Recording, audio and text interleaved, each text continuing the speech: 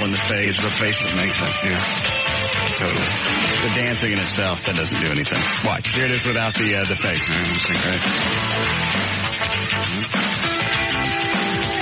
Yeah, that looks sad. Yeah. Now you're throwing the face. Yeah. It becomes a party.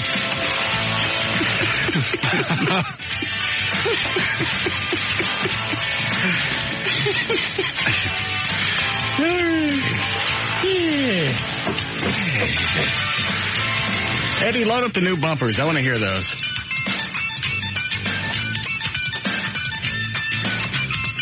Should be 3 of them. See if any of these are light flashing quality. David did these today.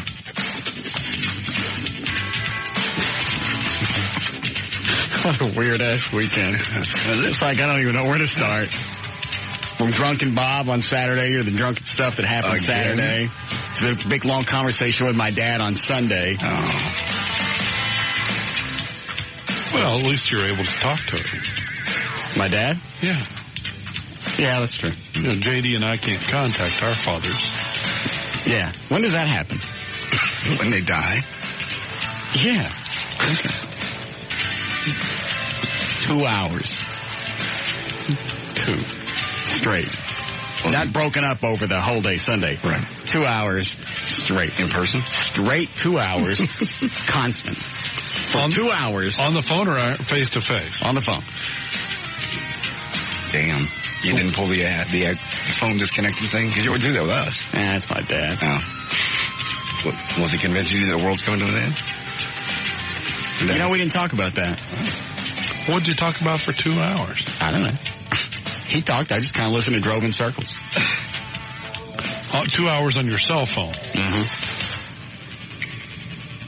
That's a lot of minutes burned up. Yeah. I never go over that. Spending with his dad. I figure I'm good for, that's good, at least 18 months. Once a year, you check in with Dad on Father's Day at least. That was 2 hours. Now, had it been a 30-minute conversation, then I'd agree with you. But it was 2 hours. I'm good for a few holidays. You know, you need to check in every once in a while. Just make sure he's still breathing. Why? He's your father. Yeah.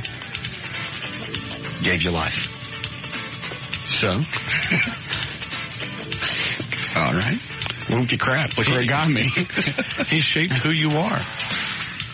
Or helped shape who you are. All right, Dan, you're not helping. Where are they loaded up, Eddie? 4, 5, and 6? Yep. I got a really sweet email from my son.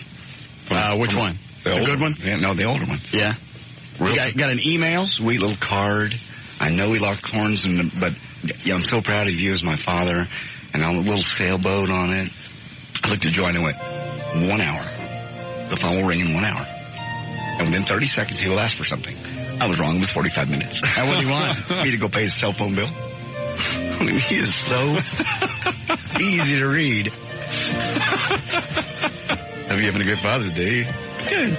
I can't tell you what it means to me to be your son and to know, Daddy, that you chose me.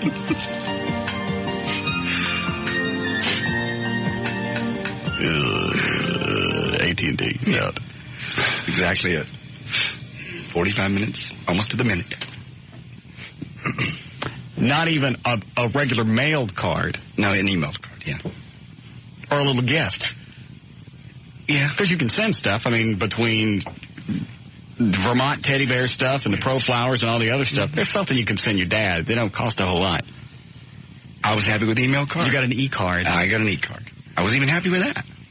But I looked at her and you immediately I gave it an hour. Yeah. I said, I pray it doesn't happen that way. But it did.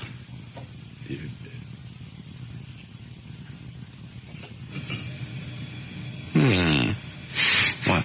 Dan just typed something on the computer screen. Where did Scott see me Saturday? He said at the concert. Oh, okay. Oh, yeah, Jesus. That's a whole other story in itself. The 4 hours you're taken care of today, just from the crap that happened to me in the course of 2.5 days. ahead, Scott. Hey, Russell, what's going on? Yeah. Hey, I saw that hot babe you're with on, you're heading out with Sammy Hagar. Yeah. Yeah. Did you eat it, buddy? Did you get some? Oh, you not gonna...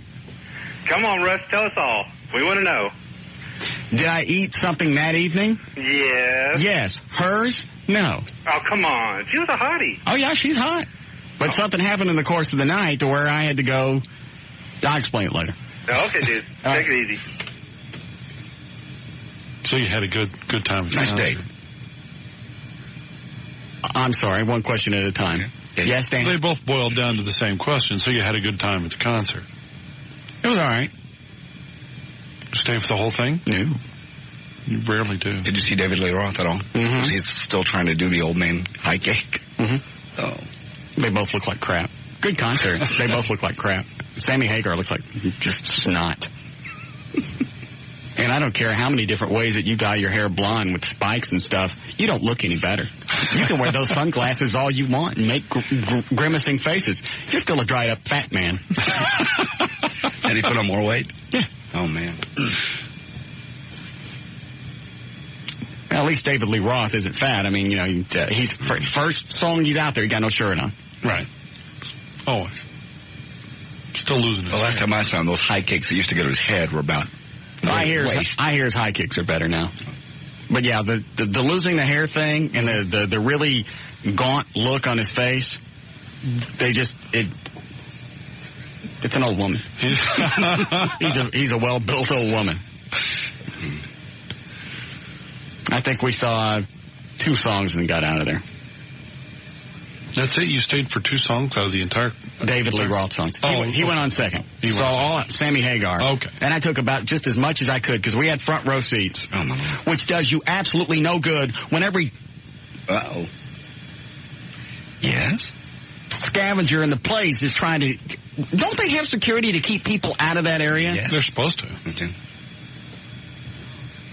And you know when you go down to get in your seats, there's going to be some jackass already in it. You hold up your ticket, and you look at him, and he looks at you, and this means move. Oh, sorry. That's a tough break. Yeah. You're in my seat, move. I don't ever want front row seats again. Well, they a problem after the guy moved? No, well, then they're standing like this close to you, so you can't even see anything. And, of course, this jackass wants to dance, and you got to keep dodging his hands while he's in front of you. I hate concerts. Yeah. If I had the money, I'd just pay those old farts to play at my house. Yes. Drunk, fat, sweaty, pot smoking. And I'm just talking about the guys on stage. But you had a lovely lady with you. Yeah, but that didn't end the way I had hoped. I'll tell you about it. Okay. Maybe we know? I don't want to blow my whole wad at the beginning of the show. Okay. There was sex later in the evening, just not with her. Interesting. It was a very strange twist of events. All right, where are they? Eddie, here? More of the Russ Martin Show coming right up on the talk that rocks Texas. The new 105.3 FM Talk. They weren't there? Yeah, that's good. I like that one. Not as good as Loverboy. No. Loverboy's just got that kick. Right, just got that air guitar thing right there. All right. You loaded the same one twice, Eddie. There's a third one right there.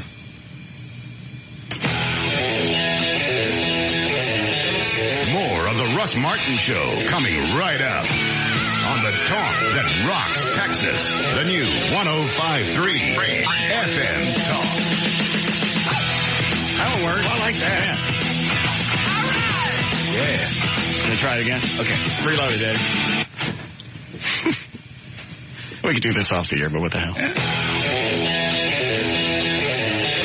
More of the Russ Martin Show coming right up on the talk that rocks Texas. The new 105.3 FM Talk.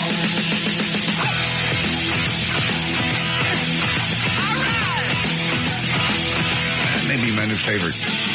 Better than Loverboy? I've always liked this song. Yeah. what's this last one he did? More of the Russ Martin Show coming right up on the talk that rocks Texas. This is going to The work. new 105.3 FM Talk. It's good.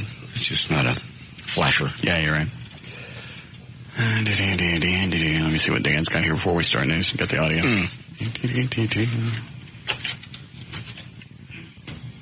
Dan, who was the chick that blew you in the... Huh? Blew you off. Blew me off. I don't know.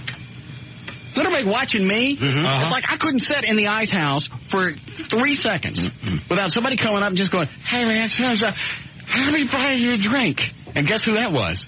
Mark Davis from WBAP. You're kidding. Hammered off of his ass. Now you can't just kill people after. Mark Davis came up to you. That's great. What is it, Brandon? Hey, who was the girl? You stood up. I was sitting right behind you. I work for a different radio station, but she stands up, goes to give. You went up. She stood up. She just walked right past you. You're like going to give her a hug. She just kind of went and sat down with like Jeff, the limo driver, and whatnot. She was sitting right next to you on your left. I don't know. What'd she look like? She was a hot little piece of tail. She had like on a pinkish shirt, so a spaghetti strap. I don't know. I wasn't paying that much attention. I think that was the chick who was with me. Brunette?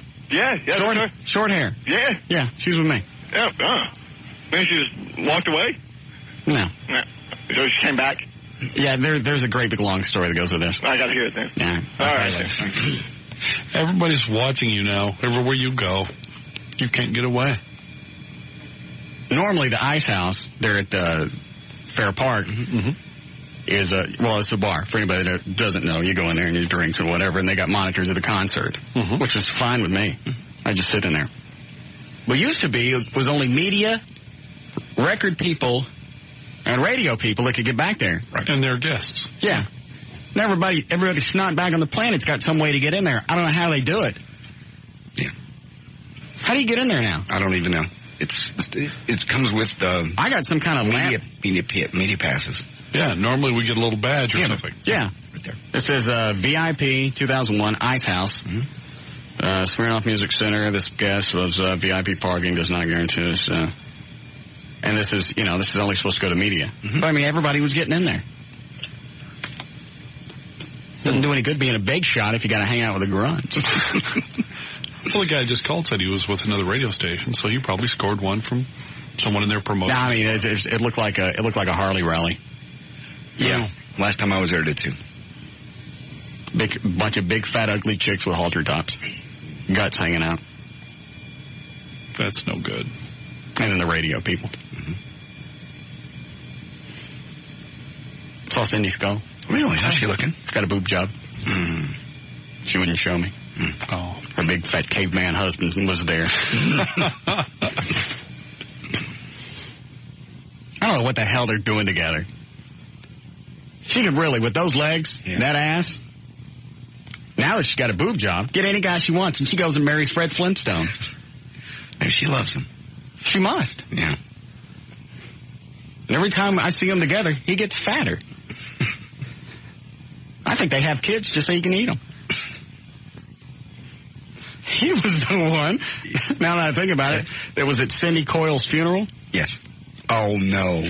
That was not him. Oh, I know. You can stop right there. You're kidding. That's Cindy Coyle's husband. I thought it was one of the guys there to throw the dirt. So and then he pulled that truck into the procession. Yes. Great big truck with a flatbed trailer with lumber on it. Lumber. And he wore his best tank top. But it was the layered look because he had the flannel shirt on top. Flannel shirt, yeah. Yeah, that was it. Oh, my God. It didn't dawn on me until I saw him again Saturday night. I just kind of looked at him and went, flannel funeral. Yeah. Oh, man. So, yeah, that was him.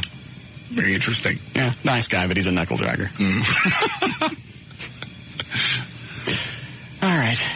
Ready to start news? Good. Then I'll just share the rest of the weekend with you. Well, I'm sure there's stuff that happened to you guys as well. I'm moving. I got drunk Sunday. Called Russell Johnson. Oh. All right, you can put him on your Jordan Diley's block. Yeah, I should. I just want to say Happy Father's Day. Oh.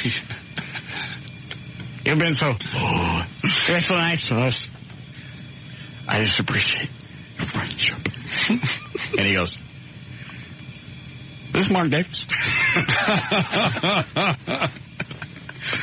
Oh, man. Mark Davis is a nice guy. He's a very nice guy. But speaks very highly. He likes you very much. He's a complete goob.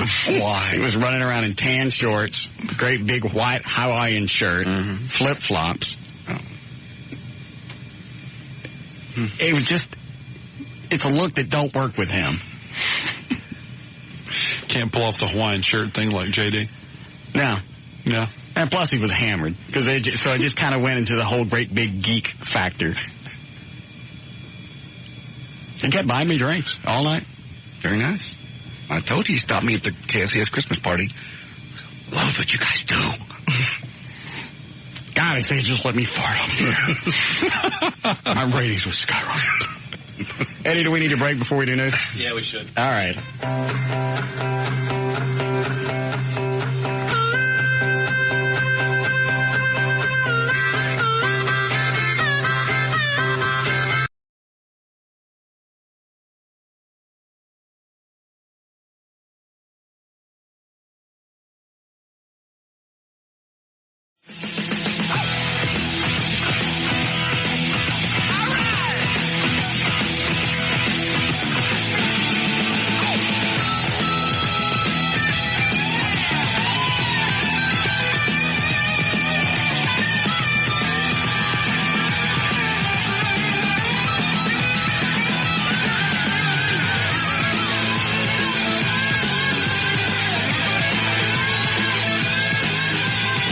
You already give me the audio for news? Yep.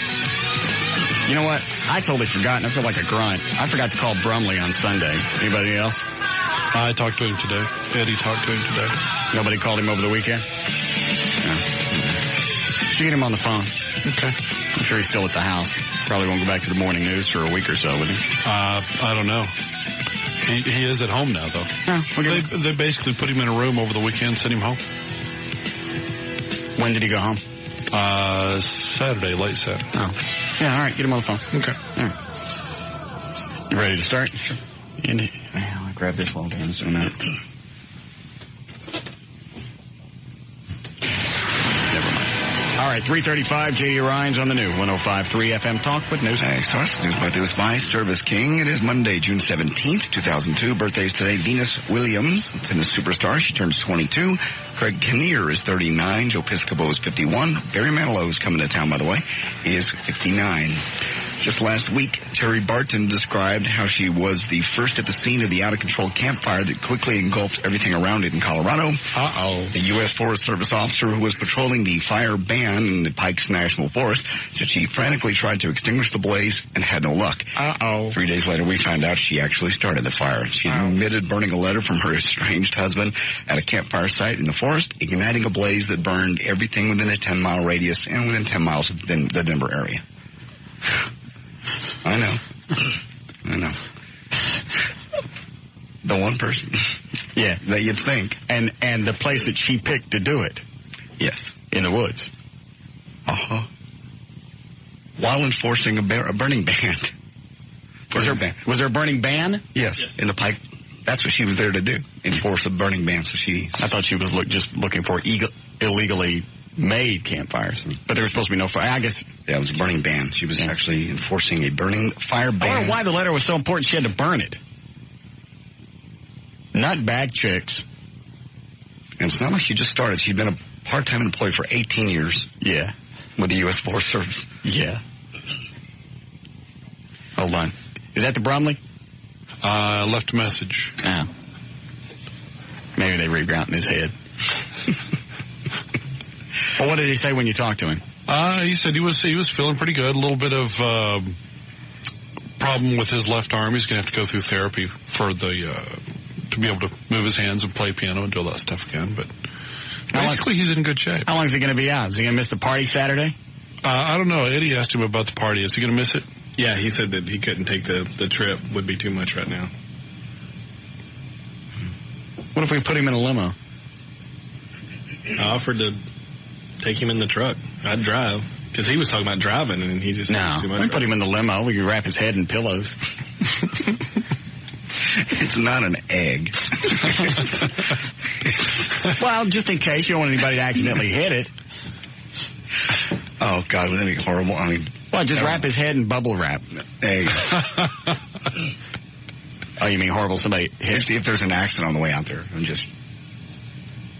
We can get him a helmet. We still got that half-shell helmet. Yeah, we could get 4 car tires. Put one on each side of him. Yeah. Rumley boat. Yeah, maybe 2 big boats. Yeah. There are dozens of ways to protect him in his head. Because we got to have a key. Now we got to replace the keyboardist for the concert Saturday night at the party. Right. Oh. Yeah, he won't be able to play. His left hand is not working too good. But they think that's going to come back, right? Yeah. He's just got to go through physical therapy, practice and training. And I wonder why that is. Well, this time the tumor was right on top of that motor function nerve cluster thing in his brain. So, I wonder if they could fix that breathing thing he's got next time they're in his head. No, I don't know. Because you could even hear him breathing on the phone Saturday. Yes. I think that's a function of weight, not... Oh, you think? A brain problem, yes. Yeah. Because it's damned loud. Mm-hmm. I mean, like loud. I know. Well, he should call in soon. Like annoyingly loud, like an oscillating fan right in your face. Yes, you can hear it. It's got to be loud for him in his head. He doesn't even hear it anymore. He didn't realize he was doing it until we pointed it out. It'd be like living in an air tunnel. One of those wind testing facilities. Every day. Pretty much. All right, go ahead. It was tears on one side of the border and cheers on the other. As the United States defeated Mexico and advanced to the World Cup quarterfinals with a 2-0 victory today, early in the morning. Americans made it known to the world. Did you see the idiots on locally on TV that stayed up to watch this? Yes. Soccer. Americans made it known to the world that they are contenders, putting together their best performance since 1930. Do you have the story about the Mexicans going nuts? No. No. They weren't happy that they lost. Oh. South of the border. Mm-hmm. National mourning, yes. In Mexico City, the loss sparked national mourning, given the rivalry between the two nations. Didn't say anything about flipping over cars and people getting hurt? Nope. That's what happened. Because they lost. Because their team lost? Mm-hmm. Burn up a bunch of plastic pink flamingos in effigy. You're not going to do it. They're not going to get angry. I don't even know if that's the right terminology. Burning pink flamingos look funny to me. Mm-hmm. A private golf tournament in Norco, California added a new hazard to the game, getting arrested for prostitution. They've arrested 6 people at the Hidden Valley Golf Club on Friday after receiving a tip-off. As part of a golf tournament, sex acts were offered to participants for a fee at some of the different holes. You work hard to make golf exciting, and what happens to you? Ho, what's the big deal? What's an LE? Tents were set up around the course where people could pay for sex, different acts and different courses, different holes. Police detained 100 people for questioning, arrested 3 for pimping and pandering, 2 for prostitution, 1 for possession of a controlled substance.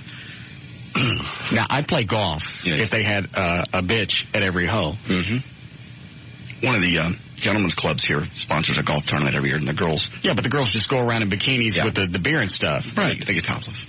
Oh, do they? Yeah, on the course. They close the course off privately. Well, I want to do that. Yeah.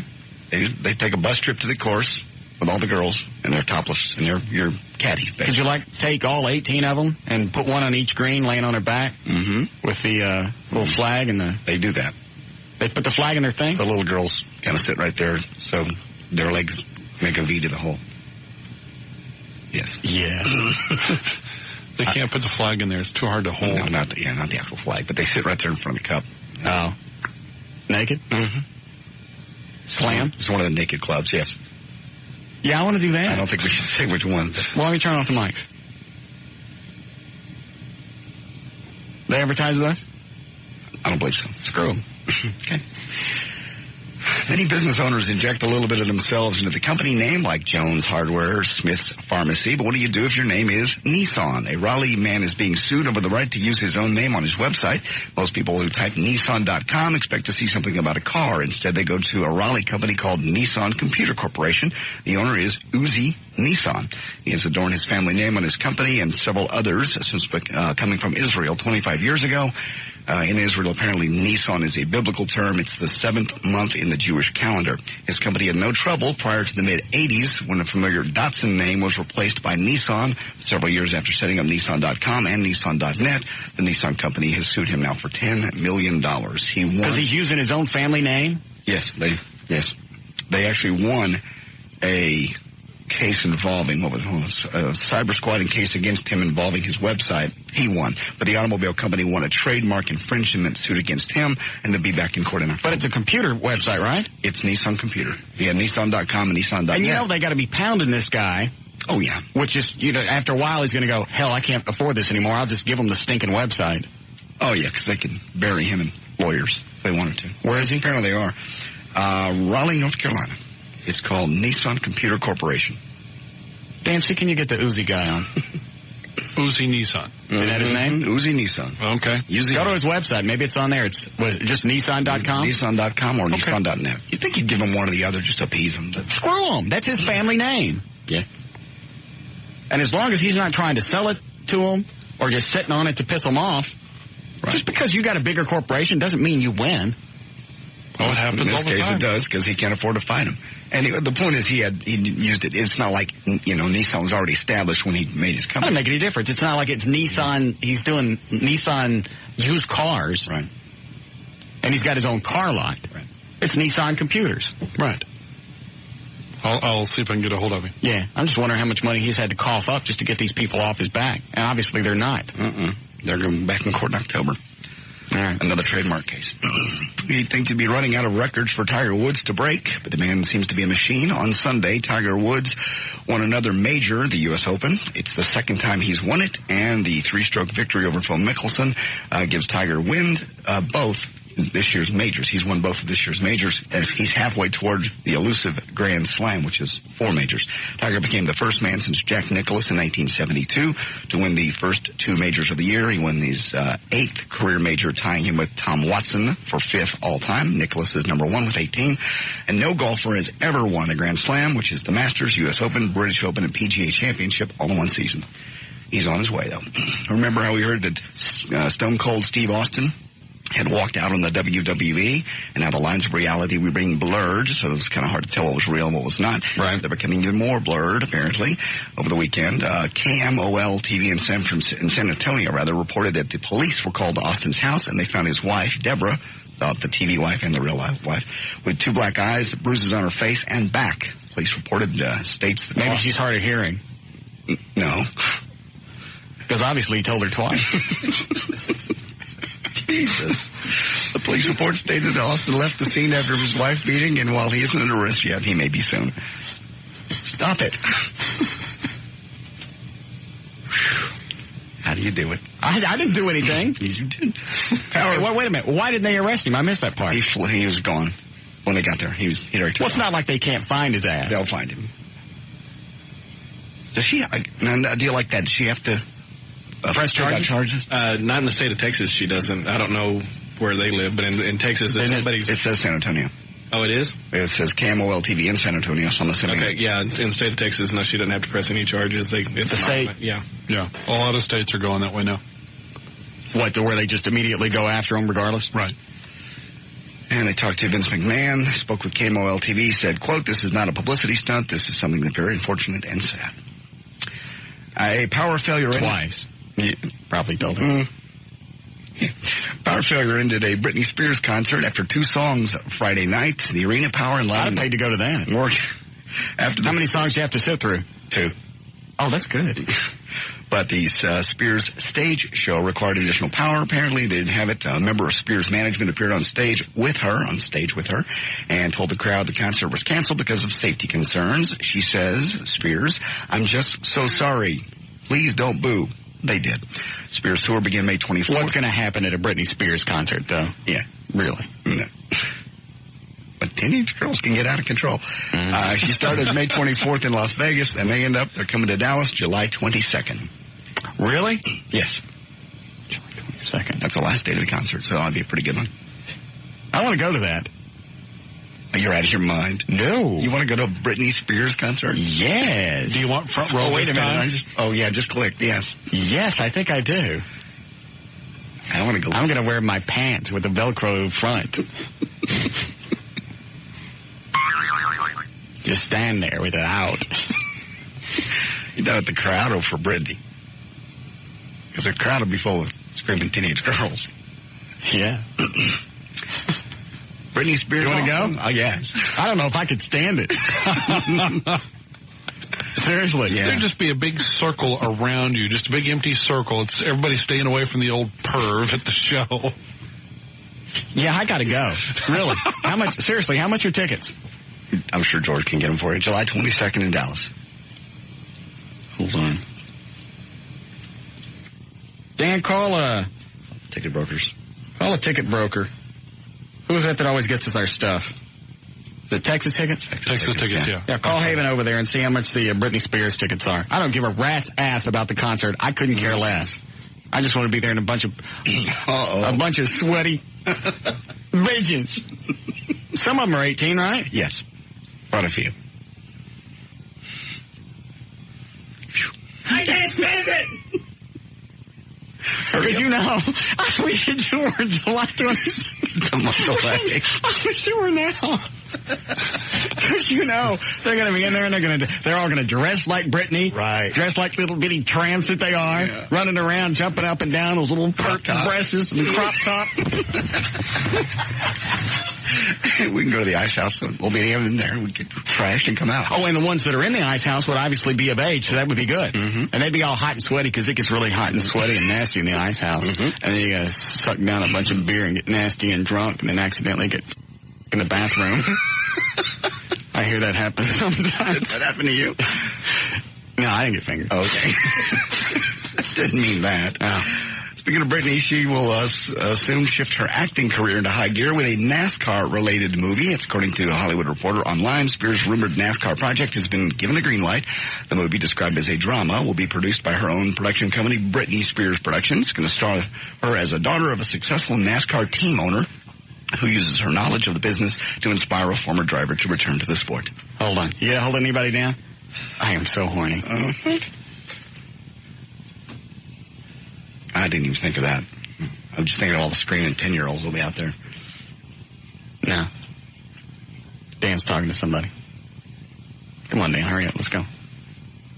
All right, keep reading. Scooby-Doo over the weekend. Huge number one, $56.4 million. It's setting a record as the biggest June Wait a minute. Yes? I just talked to our friends at Texas Tickets. Yes. 214-696-8001. All right, how many did we get? 4. Okay. Anybody else want to go? Mm-hmm. You want to go, JD? I'm in, yeah. And this is not bringing a date type thing. No. This is us going. I know. That'll ruin it. Guys' night out. Yeah, guys' night out at a Britney Spears concert. Damn it. Yeah. Eddie, you going? Probably not. Why?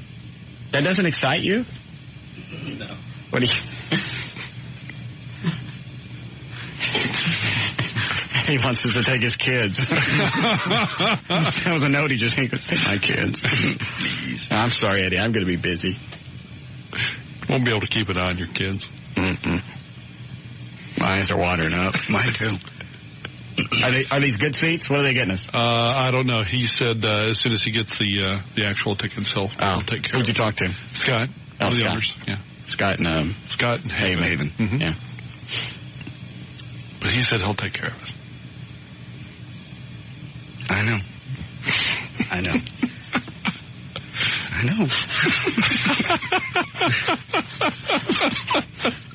It's backing up, isn't it? We're all looking at each other going, it's wrong. It's wrong to even think about. But we're actually going to do it. Yeah, at this point, I gotta. Yeah. Because if I didn't, is it at Smirnoff? Yes. I would drive around Smirnoff all night, just imagining what was going on inside. And just all the little hot, yes, sweaty bodies. Yes. Let's just stop for a moment and think about this. All right. Break, Eddie? Please. All right. Do your last story and then we'll break Okay, here. Scooby-Doo #1, the closest thing to Born Identity had 27 million. Then the Wind Talkers and the Sum of All Fears. You want to do the audio later? No, yeah, later. All right. You want to come to the big second annual big party coming up next weekend? It's our second annual party. This weekend. It's coming, yes. This is going to be Saturday the 22nd. You can go as a VIP for $105.30. You get 4 drink passes, food for 2, which is barbecue and a bunch of stuff, VIP 10 access, VIP general admission seating, VIP parking, bikini contest, and more. Go to kyng.com for details. There's news and information. I'm J.D. Ryan on the Talk That Rocks Texas, the new 105.3 FM Talk.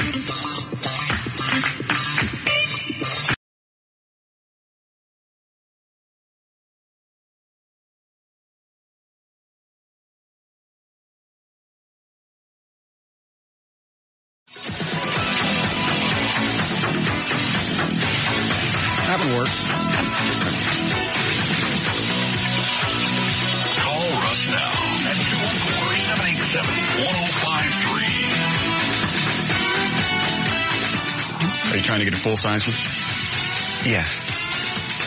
Just instead of having it, because I never park the truck in the garage, so it's just going to wasted space. I figured I'd do something with it, you know. Put a dartboard in there. Pool table? Yeah, pool table. Maybe a little music, my dance speakers, put them down there. Probably get a used one. Pool table. I have no idea what they run though. I know they're like new, they're like $3 or $4 grand, aren't they? Are they? I think they are. Good ones. Yeah. Why don't you get one of those little ones? Yeah, I'm gonna do that. About 3 feet by 4 feet. No. The balls are about the size of ping pong balls. No. On a real size. It's still pool. All right, 401, check on traffic. Jonathan Dodge at the controls of the new 105.3 FM Talks Light Lightning. Why, thank you, Russ. On this report brought to you by Wells Fargo and by Randall No and Dallas southbound I-35 Simmons at the exit to Northwest Highway.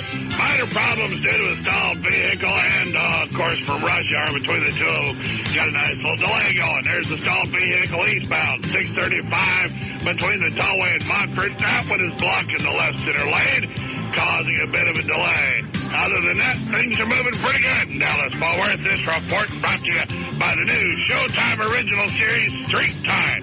After hard time comes parole, also known as Street Time, where criminals, the law, and last chances collide. Welcome to Life on the Outside. Premieres Sunday, June 23rd at 9 p.m. Only on Showtime. No limits. That's traffic. I'm Jonathan Dodge in the new 105.3 FM.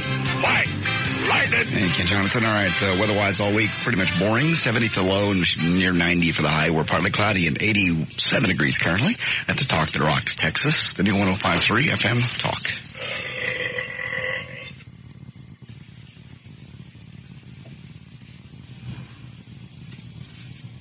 All right, I'm done. Thank you. Okay.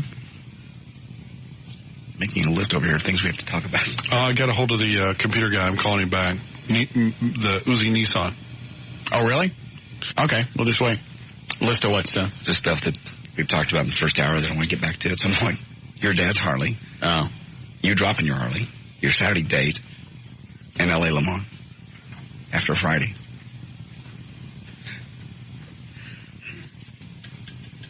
It was a busy weekend. Sounds like it. Okay, I have Uzi Nissan on the hotline. Okay. Mr. Nissan? Yeah, Russ. How are you? Doing fine. How long has the Nissan Corporation been coming after you? It's about 2.5 years. It started on December 10th, 1999. And when did you register Nissan.com? May of 1994. All right, so they waited 5 years before they jumped on your ass. Yeah. Now, what was the first contact was what? They send you a letter, an email, or what? The first contact was a letter in 1995. They were just, they wanted to know how the website is going to be used, which I did not even respond to it. You know, they're a car company, I'm a computer company. There's no No conflicts here. Right. So you say you didn't even respond? I did not even respond. Well, you can I would understand their position at that point of going, well, what if this is a cyber squatter or somebody infringing on a trademark or whatever? Right. So they would want to know. So I'm with them on that. The rest of this stuff sounds like crap. Yeah, but, that was in 1995. I registered in 1994. And in 1999, they sued me for both of my names, Nissan.com and Nissan.net, which I registered a year after they sent me the letter. Capitalistic bastards. So between the first letter and then the lawsuit, there was nothing? There was nothing. Nissan.com is for the computer company and Nissan.net for the ISP side of my business. And it was registered a year after they sent me the letter. And this is not like a name that you decided, hey, you know what? I think I'm going to change my last name to Nissan. No. Nissan is a biblical term. It's the 7th month in the Hebrew calendar. It's mentioned in the Old Testament many times. Yes, I've used it many times in services myself. Okay. So how much have you, are they suing you for what? Is it $10 million? Yeah, they sued me for $10 million. What have you spent so far in legal costs? Well, on that I can give you just a statement without elaborating. The cost of defending this case already topped $2.2 million. That's money that you paid? That's what it costs to defend that case, and that's what I'm saying. Since it's under litigation, I cannot elaborate on exactly how it's being done. Oh. I hope you can appreciate that. I'm just confused, but that's okay. So where do you think this is going to... Now, you've had a few court judgments in your favor, right? Yeah, we won the cyber squatting claim. And we... Seems like that would have been an easy one because you're using it for your own family business, your company, your computer. It's got nothing to do with cars, so it seems like that one would have been in and out pretty quick. How long did that case take? Well, since December 10th, 1999 till 3 months ago. Just for them to say this isn't cyber squatting? Correct. Okay. And we lost the infringement, the trademark infringement on automotive-related products. Okay. And one. Now, were you offering anything that was auto-related? No. We had advertisers on our site, about 22 or 23 of them. 3 of them were to automotive informational sites. Okay. Nobody in the business to sell or repair or to manufacture vehicles. Got it. All right, so they won that one. And we won the trademark infringement on non-automotive related products. And the judge sent the dilution claim to trial, which will happen on October 15th. Do you ever just lay in bed at night and go, these people are trying to stomp me flat just for a website? Does that ever just strike you as just damn strange? It strikes me strange. I know, I have a feeling why they're doing it. They're trying to get me out of business so they can get the name. Well, obviously they want the name. It looks like they know that they can't win it, so maybe if they just drain you dry, then finally you just give it up or sell it to them. I think that's their motive. That's their main motive at this point. Have they at any point even offered to just flat out just buy the website from you? Yes, they did 3 months ago. And they offered, again, I'm not allowed to say what they offer, but they offer something that hardly covered the cost of defending this case. How about if we guess? Could you tell us if we guess? I'm sorry, Russ. I hope you understand. This happened in a meeting that is under confidentiality. So. Yes, I obviously understand. Was it $500,000? They will get on my case on any little thing. Yes, we wouldn't want to jeopardize that. Was it less than $1 million? Well, I'm telling you that the cost of the defense already topped $2.2 million. Yeah, so we know it was less than $2.2 million. Just by us guessing, but no help from you at all. Okay. See, so now you're free and clear. We guessed on our own. Yep, you did. So where do you think this is going to end? Are you going to? How much longer can you hold out? Well, I'll hold. I mean, I'm still standing. Maybe buckling at the knees a little bit, but I'm still standing, and hopefully I will be able to still stand till the trial. What kind of computer services do you offer? We offer hardware, servers, services in repair. We are an internet service provider in North Carolina. Maybe we can start doing business with him, because I feel bad that he's getting screwed around. That'd be nice. Yeah. How come I haven't heard more about this in the media? Somebody just sent me the link. Who was it? Chris at BurtBiz, the guy that does my web stuff, sent me a link. And he goes, this is what, he said, if you ever lose your website, russmartin.com, he goes, this could be all the trouble. Anyway, he sent me the link.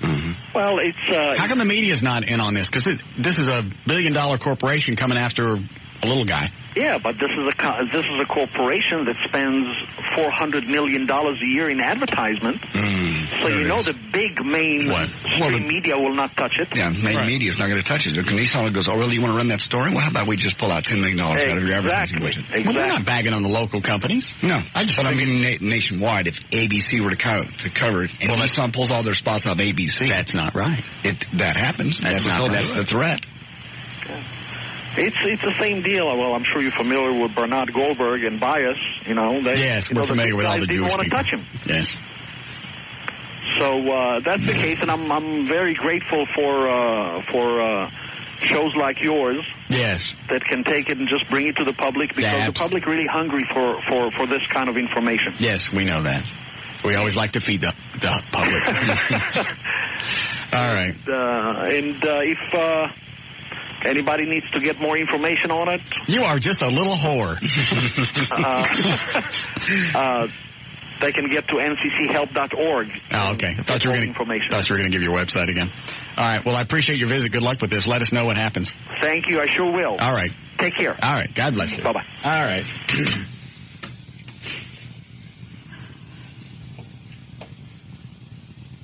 I just feel bad for him, because that would scare the hell out of me if I had a little computer company and it's great big, like if I had Coca-Cola.com or something like that. But I was selling plastic worms for your anus. And then, the soft drink company came after me. I'd probably give up pretty quick. I mean, even more realistically, if your last name was Ford and you wanted to, Ford.com. Got it. You didn't hear that, did you? Yeah, a little bit, yeah. Yes. It's like somebody's trying to start a lawnmower. Start a Ford. All right. Poor guy. Well, what took him so long to finally get around to suing the guy? Some corporate lawyer finally got a hold of him and went, I'm not doing anything today. Because, it's no sweat off them. They got lawyers standing around doing nothing anyway. For him, he's going to hire somebody. That's why I thought it was weird that, a great big corporation would go after this little guy just to get a website.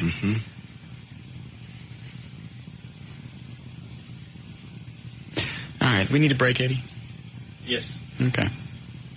Quick break. We'll come back. And no, I didn't call L.A. over the weekend. Did she call you? I know she had to have called you. She was upset on Friday. Dan said she called right after we got off the air. Yes, she did. On the hotline. You'll have Russ call me. And you didn't? It was a busy weekend. You didn't call her at all? Huh? You had 10 minutes. Not for that. That wouldn't have been a 10-minute phone call. And plus, I already said, did I or did I not, don't come the week of July 4th. You did. She then said, I'm coming anyway. So as far as you know, she's still coming. I told her not to come. You told her not to come, but then she said, I'm still coming, and you didn't call her back after Friday evening. I don't think I got it. I've already made my statement. You got it. I got to what? Call her back. I have already called her. I called her and said, don't come the week of July 4th. This is not going to work out with us. I said exactly what should be said. I wasn't lily-livered, milk-toast chicken. Did I call her Friday? On the air, yeah, but I think she wants to hear from you personally. Really. She wants to hear from you off the air. So she knows you called her up and saying, don't come. Did she call? Well, obviously she called. She was really upset when she called after the show. Upset how? Crying or screaming? A combination of both. Ooh, I don't like that. Because if it's both, you don't really know how to deal with it. Right. Yeah. If they're crying, then you hit it one way, and if they're screaming at you, that's a lot easier for me. So you really think that she still thinks she's coming down here? Yeah. she asked me if I knew what was going on. I told her that I didn't really know, that she would, I said, I'm sure Russ will call you and get all this worked out. I don't know. Did she leave you any messages over the weekend? Mm-hmm. Yeah. How many? Okay, well, if we guess, will you tell us how many? Over 1 million. I hope you understand that I can't really say at this point in time. All right, we'll be back. More of the Russ Martin Show coming right up.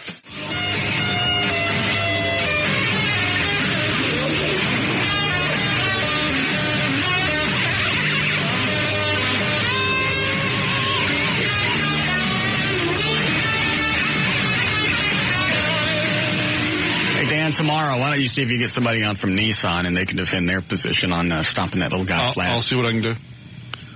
They won't come on. They might. Bet you money they don't. Why? Just because. It's in litigation. We don't wish to. They can't come off looking good. They might have corporations They may have a valid point. I'll see what I can get. I'm just trying to be fair. Mm-hmm.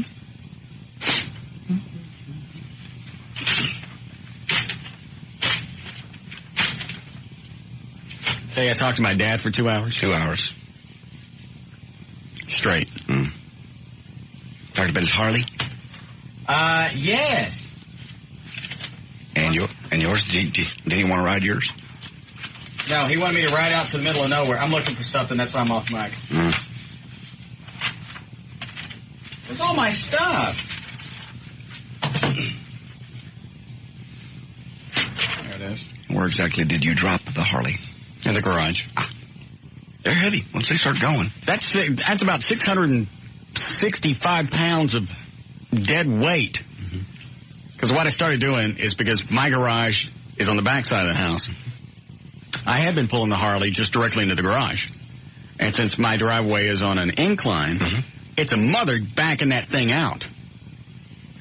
So what I do now is back the Harley into down the driveway into the garage. Okay. So it's ready to go. Gotcha. Point now. Yeah. Well, as I'm going into the garage, my right foot caught an oil spot. Oh. So you were sitting on it when it went down, too. You got to get out of the way quick. I was about to put my right arm up against the wall to see if I could hold it. And about a half a second into doing that, I went, that's probably going to snap my arm off. I just let it go. Yeah. It's got the little roll bar thingy on it. Yeah, it didn't hurt it, right? No. It's an F to get back up. Oh, I can't even imagine. Just the way it fell. Yeah. Because I got all the lawnmowers and stuff around. It's like I had to work my way back over there to get on the side to pick it back up.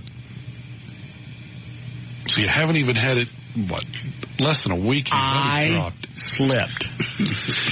Yeah, sure. I did. No damage done? No. Not a scratch. It's okay. No. Yeah, that's fine. But when you go to drop one for the first time, it scares the whiz out of you. Because you don't know what's going to happen. That's a big bike. If it lands on top of you. No, that wasn't going to happen. Did you jump out of the way? As much as I could. I'm sitting like this. Did you scream like a little girl? Yeah. And there's nothing. And of course, one of my neighbors, not directly behind me, but just off to the left, down the alley a little ways, sees me. And there's nothing more pathetic than somebody dropping their Harley. Yeah. That's sad. Because if you have a Harley, you got this image of being cool. You got, you're tough. You can handle it. It's a Harley. Right. Yeah. You don't even call it a motorcycle. It's a Harley. Right. So you drop it in front of the neighbors. And you're screaming. Yeah.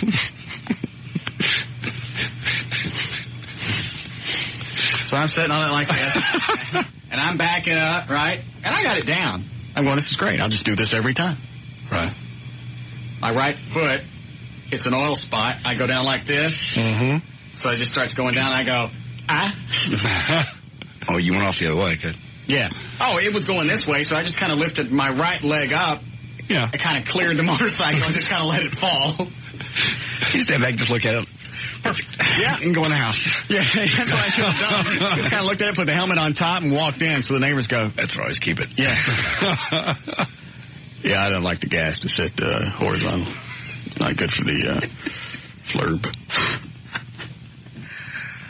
Uh-oh. At least I closed it. I didn't close the garage door to lift it back up because I knew that was going to be pathetic. Yeah. Because it is. It's just dead stinking weight.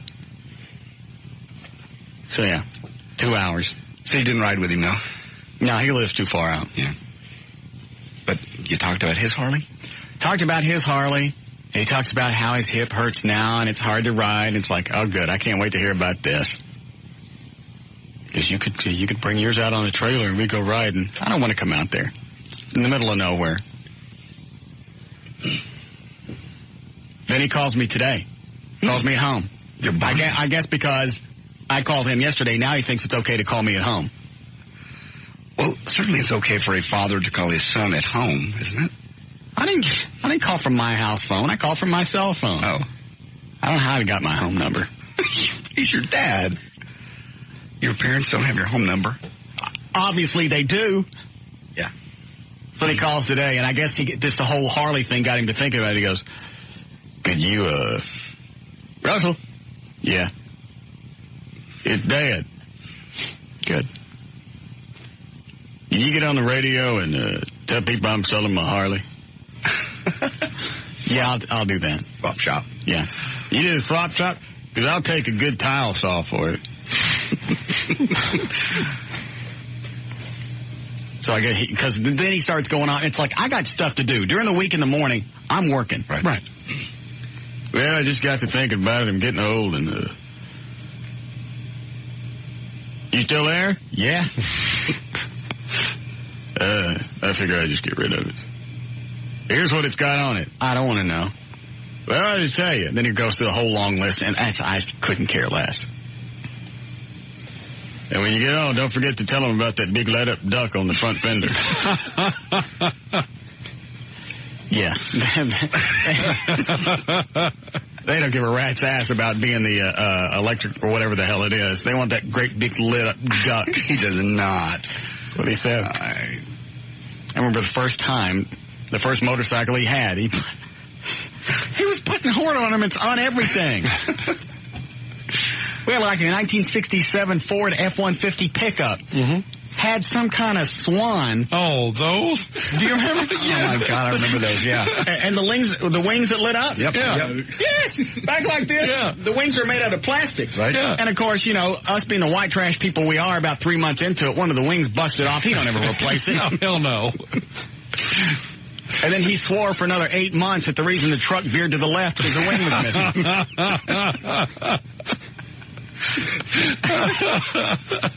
He put hood ornaments on. I don't care what it was.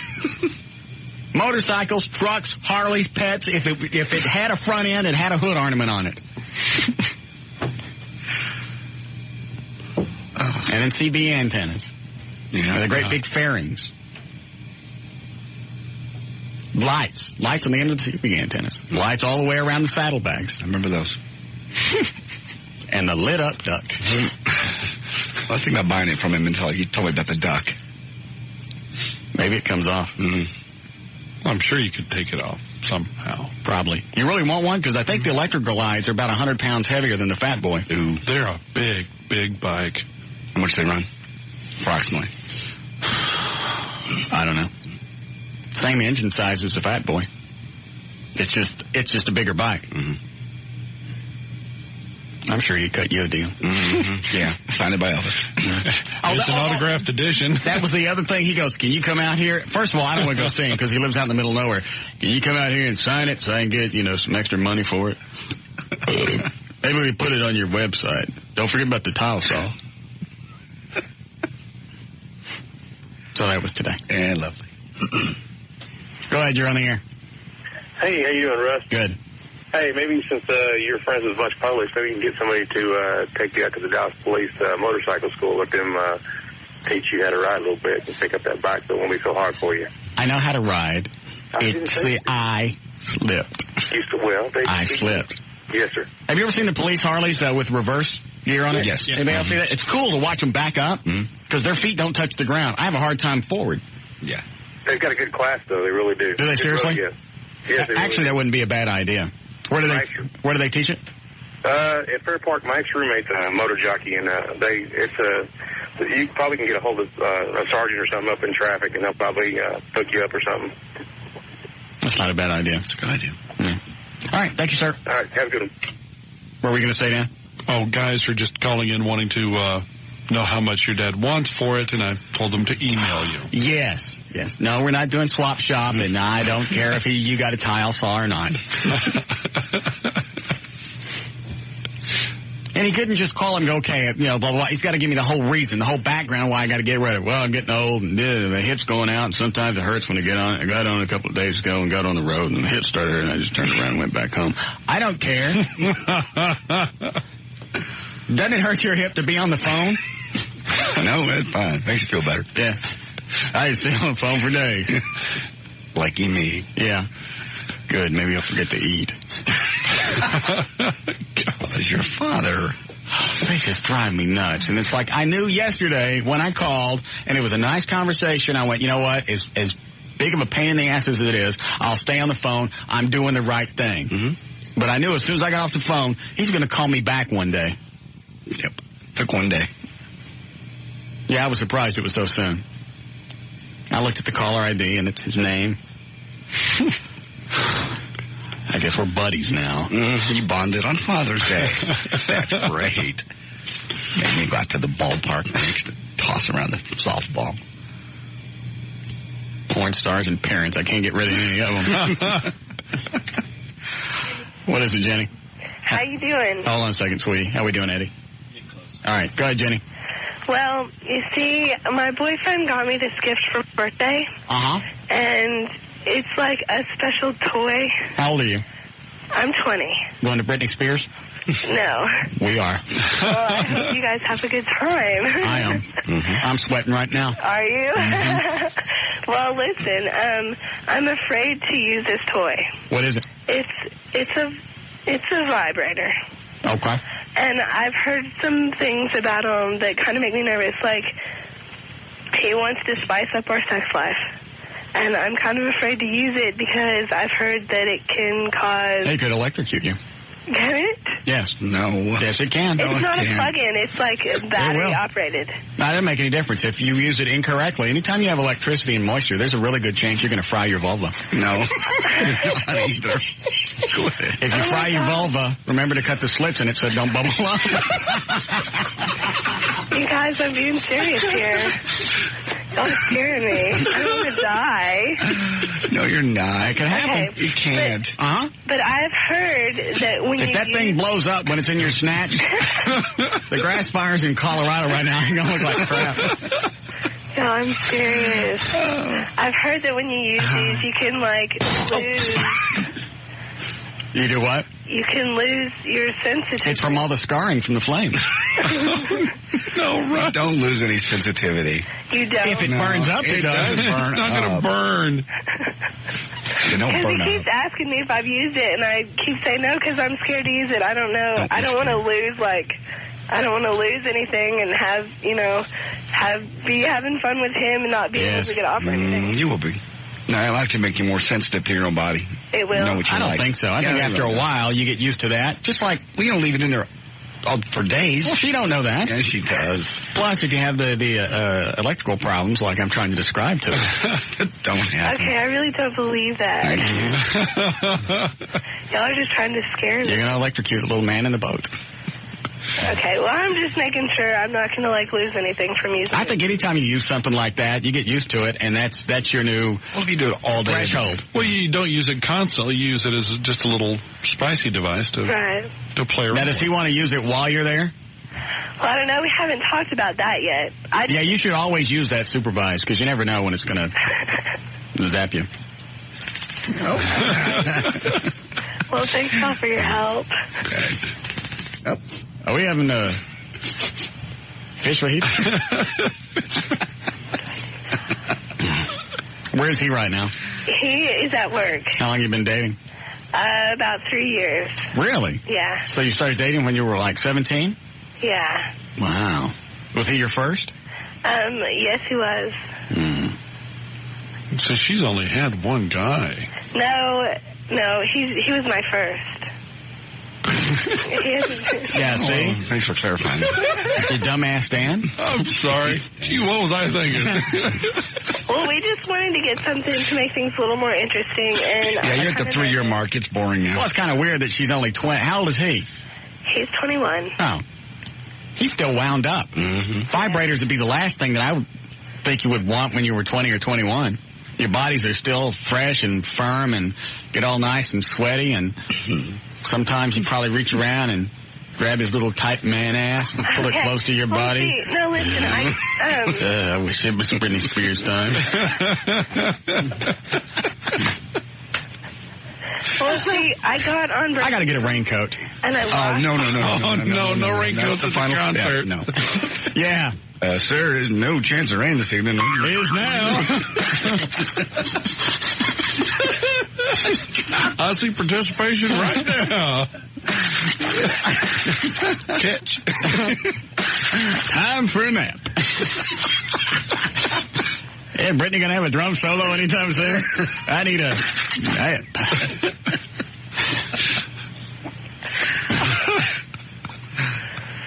Y'all are really funny. It's funny to us. It probably sucks to listen to. Yeah, I'm sure. All right. Well, I would say used in the proper environment and away from any type of liquids or other electrical devices, you'll be all right. Okay. Possibly wear latex gloves. Okay. So you're not grounded. Well, thank you very much for your help. You're certainly welcome. Okay. All right. Oh, Jesus. Always cut the slits. Yes. You don't want it to curl up.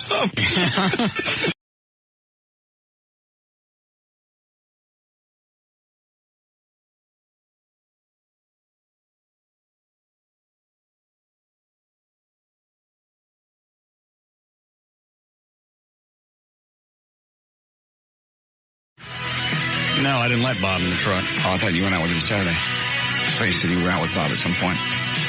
Friday night. Okay.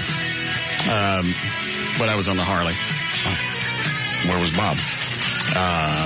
Bob was in his own car. He met us. Oh, met you at the restaurant. Yeah. Oh. Did he stay relatively sober this time? No. Oh. I don't even know how we got it. We got to do news, by the way. Okay. I don't even know how we got on the topic. But he gets drunk and he starts explaining to me history of Dallas-Fort Worth. But you're from Dallas and he's not originally from Dallas. Yeah, that's why I looked at him and told him that. I went, really? Tell me, Bob. Well, first of all... Yes? Did you know that Cedar Hill... Yes. Was supposed to be the Mecca of North Texas? Really? Yes. That's why they put all the TV towers out there. Because they thought Dallas and Houston were going to come together. They put the TV towers out there because it's the highest spot in the area. Oh, no. Yes, No, they put it down there because they really thought Cedar Hill was going to be like the great big epicenter between Dallas and Fort Worth because the two cities, not Dallas-Fort Worth, Dallas and Houston, the two cities were going to gradually merge together. Dallas and Houston? Yeah. Because, you know. Wouldn't you pick a spot somewhere between the two? That would require a lot of merging on Houston's part. Yeah. Never mind the fact that it happens to be the highest. No, that's not. No, because then he starts going, what's the elevation? It's probably, I think, it's only at 200 feet above sea level. No, Bob, it's only 200 feet. Okay, you know more about it than I do. That's why they put it there, because this is a big center. No. I think Cedar Hill is about, it's either 6, actually I think it's closer to 800 feet above sea level. Right. And that's why all the TV and radio towers are out there, because you want the highest, I don't know about Fort Worth, but I know it's the highest elevation in Dallas County. So that's why they picked that area. Mm-hmm. But according to Bob, that was going to be, Emerald City. Well. And the drunker he got, the more pissed off he got. I went, Bob, Hills, Cedar Hill, Towers, height, broadcast. Good. Broke it down to the base element. Yeah, because when when it gets that drunk, if there's any gray area, it throws him off. You have to get very simplistic. Yeah. Eat. Good. Drink. Yak. I love it. So that was the big evening with Bob on Friday night. All right, you ready? Well, the whole Cedar Hill plan fell apart, didn't it? Yeah. Somewhere along on the drawing board. That's just too bad because I think Bob probably had a lot of cash and some land out at Cedar Hill. I remember how it started because I was talking about the house coming in over budget. Mm-hmm. You picked the good area. That could still happen. Houston and Dallas roll each other. And Cedar Hill is going to be like mission control, right? Yes. How many people know that? That's because it's not true.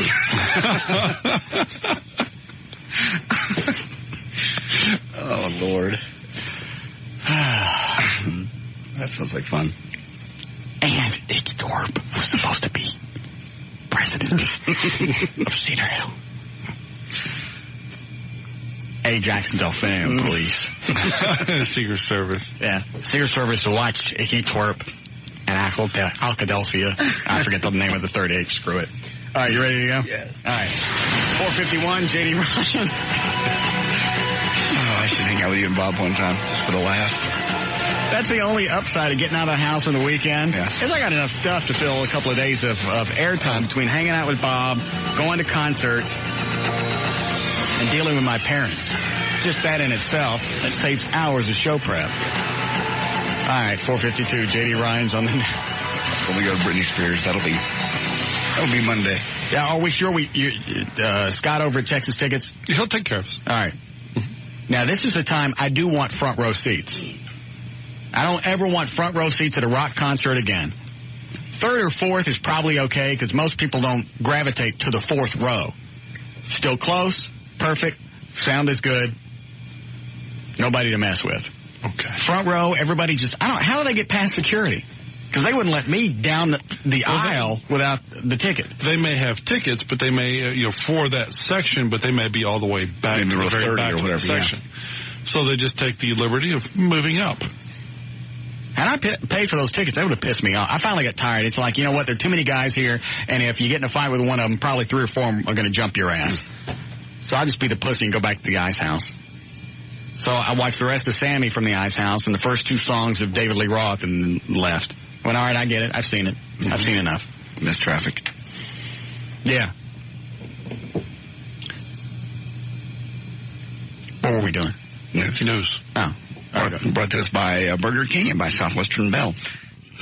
The Internal Revenue Service can use estimates now to make sure it's collecting enough taxes on cash restaurant tips. That's according to the Supreme Court today. The court beefed up the IRS's power to calculate taxes that businesses owe from employee tips. It's kind of a difficult task because often tips, of course, are cash and workers report their own earnings. The court said the IRS can estimate the amount of cash tips given to employees based on tips shown on credit card receipts. The estimate is used to determine taxes. Nationwide, employees reported collecting $14.3 billion in tips in 1999. Oh, the IRS probably thinks it was more like double that. So how's this going to affect waiters and waitresses? I mean, are they going to... It's like the company going to say, all right, here's your W-2 for the year. W-2 or W-4? What shows your earnings? W-2. All right, here's your W-2. We only paid you $8,000, net whatever it is that they make. And we calculated you made another $30,000. So your income for this year is $38,000. That's what they said. Mm-hmm. They said they can use estimates. So they can guess, pretty much. You're going to make an average of 15% of this is how much the restaurant took in with you. That's how much you owe. I don't wait tables, but I got a feeling this is going to come back and screw me in the ass somehow. What, you? Yeah. How will it affect you? You don't have to leave that tip. I don't know. Every time there's some kind of change and... I don't know. I always get it. I'm not sure just yet, but I believe there's going to be some kind of screw job. Well, they may, bump up the price either of food. Either the food goes up or you get crappier service or what. I ain't going out now just because you got to sit there and tip 20%. And the people who are waiting tables now are not going to want to wait tables. They're going to move on to other jobs. You're going to have less competent people waiting tables. Yeah, that's it. I don't even like going out. But you get a lot of content from it, as you just said, when you do go out. I suppose. Hold on. Yes, go ahead. Hey, how's it going? Hello? Yes, go ahead.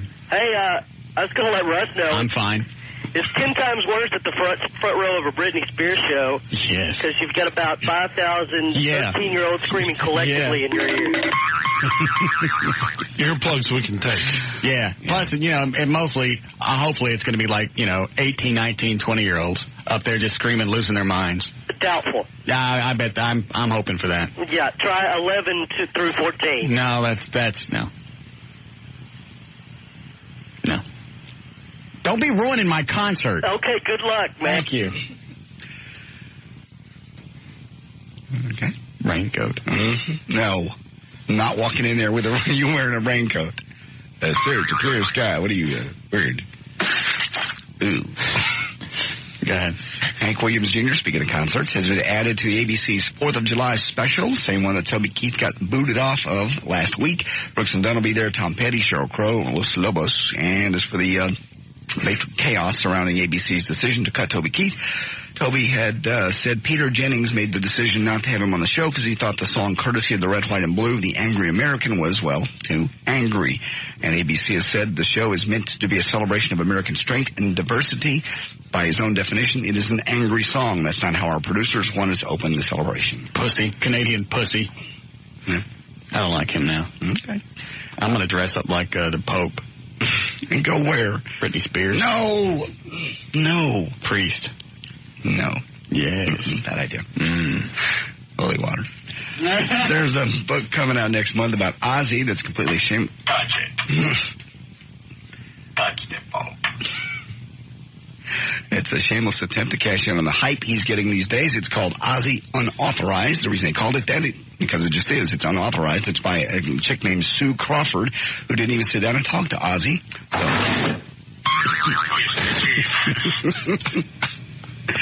Yeah, there's tales in there about Ozzy that you probably never heard before. When Ozzy was 14-year-old depressed, he tried to kill him. 14 years old and depressed, he tried to kill himself, actually take his own life, by hanging himself with a clothesline. His father caught him and then beat him.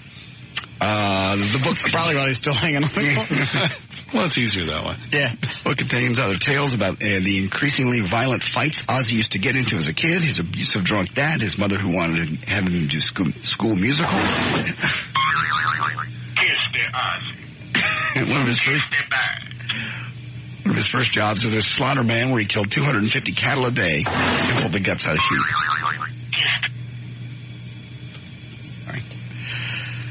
Okay.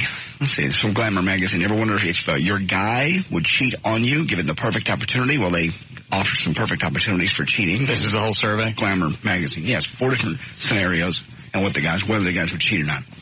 First, you're assigned to an office in Paris, so you're in a different country. All right, hold on. Let me think this through, because I was going to ignore this segment. All right, go ahead.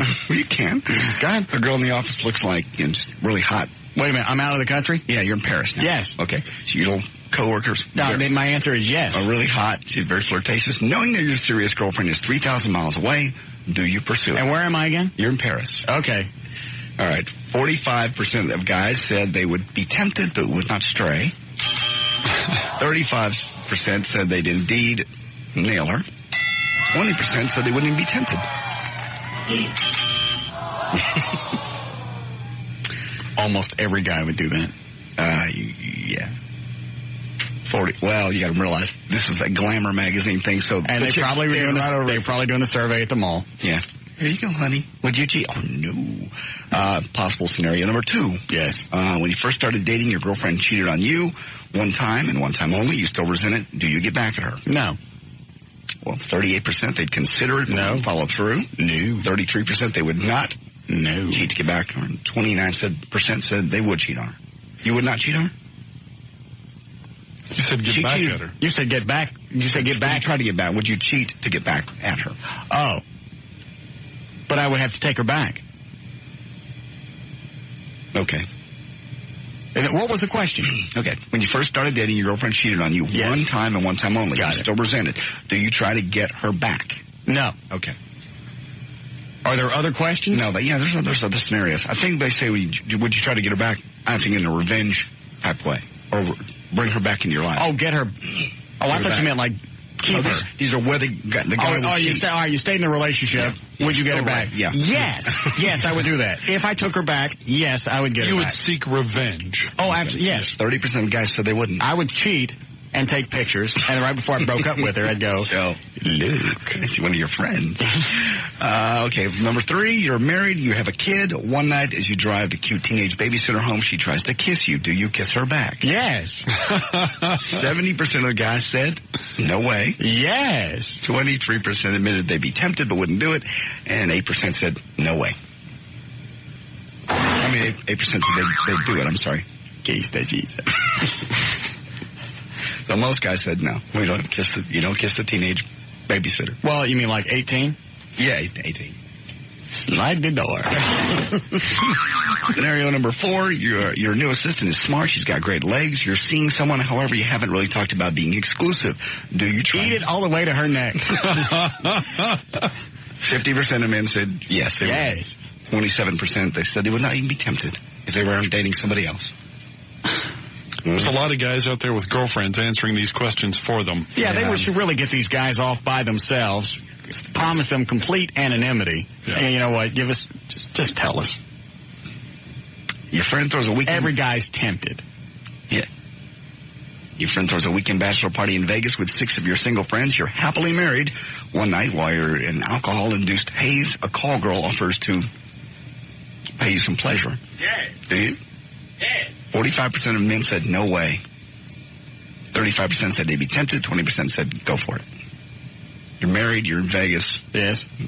Would you cheat with a hooker? Oh. I don't know. I could say no, then somebody would call up and bust me on banging porn stars.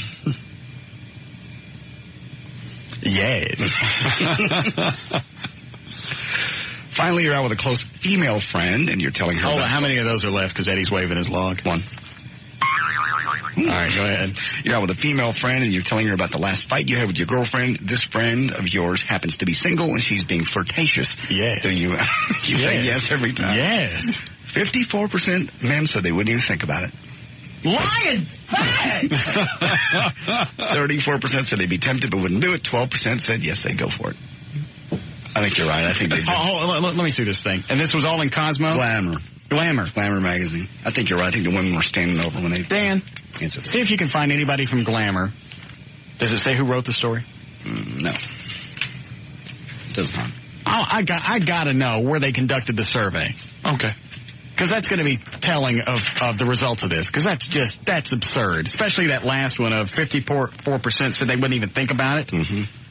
If you had a fight with your girlfriend and you're out with another girl, which you already want to bang to begin with, otherwise you wouldn't have a girlfriend, and you're telling her, the reason you're telling her you two had a fight was to get into her pants. Mm-hmm. That's the only reason.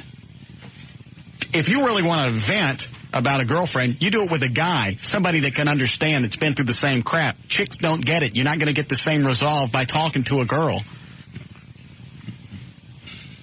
I thought the numbers were pretty funny. Okay. There's news and information brought to us by Nextel, 1-800-NEXTEL-9. It's how business gets done. I'm J.D. Ryan on the Talk That Rocks Texas, the new 105.3 FM.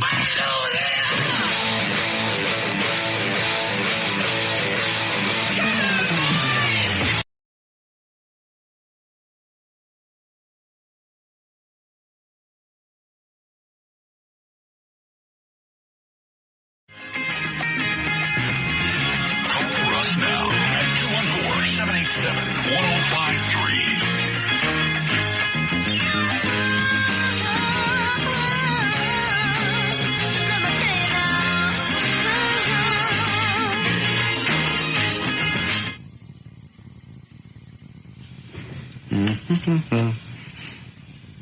My ribs are sore. From what? Probably from trying to pick up the Harley. I was trying to it just dawned on me when I was in the bathroom taking a whiz. It was like, why am I sore all over? Going to be from your date? No. I think it's from trying to pick the Harley up. Okay. What? Nothing. Could it be from the fold-down seats in the Expedition? Shut up. What do you got, Jonathan? How can you hurt yourself with fold-down seats? I don't know. There's more to the story, isn't it? Yeah. All right, this report brought to you by Smirnoff Ice and Gateway. All right, in Dallas, northbound 75 Central and Royal Lane, minor delays due to an accident off to the shoulder. People slowing down to take a look. There's an accident involving an 18-wheeler on the left shoulder southbound. I-35 Stevens, just before the curve to I-30. It's just causing a bit of a delay. Southbound I-45 before Live Oak on the left shoulder is a stalled vehicle. For some reason, everybody's found that quite interesting, causing an onlooker delay. There's a grass fire southbound Loop 12 Walton Walker at Spurs 348. That one causing a minor delay. And finally, northbound 287 at Ferry. 2 left lanes are blocked due to an accident there. That one causing a heavy delay. This report brought to you by Diamond Shamrock. Are you thirsty? You can upsize your favorite fountain drink for free at participating Diamond Shamrock corner stores and stop-and-go locations all summer long.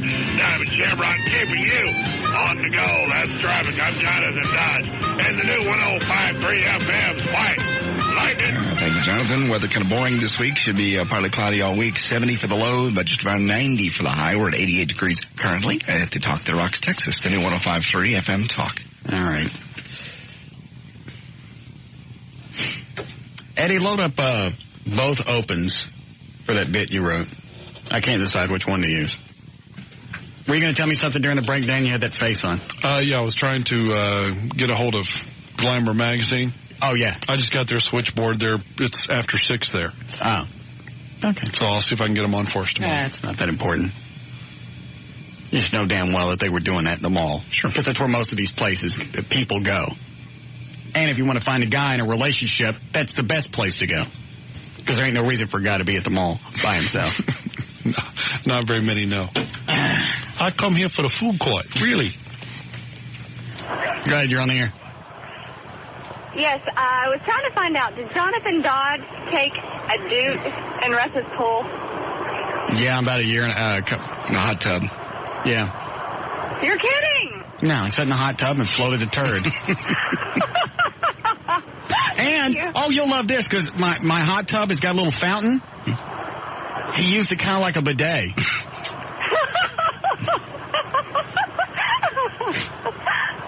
All right. Where did you hear about that?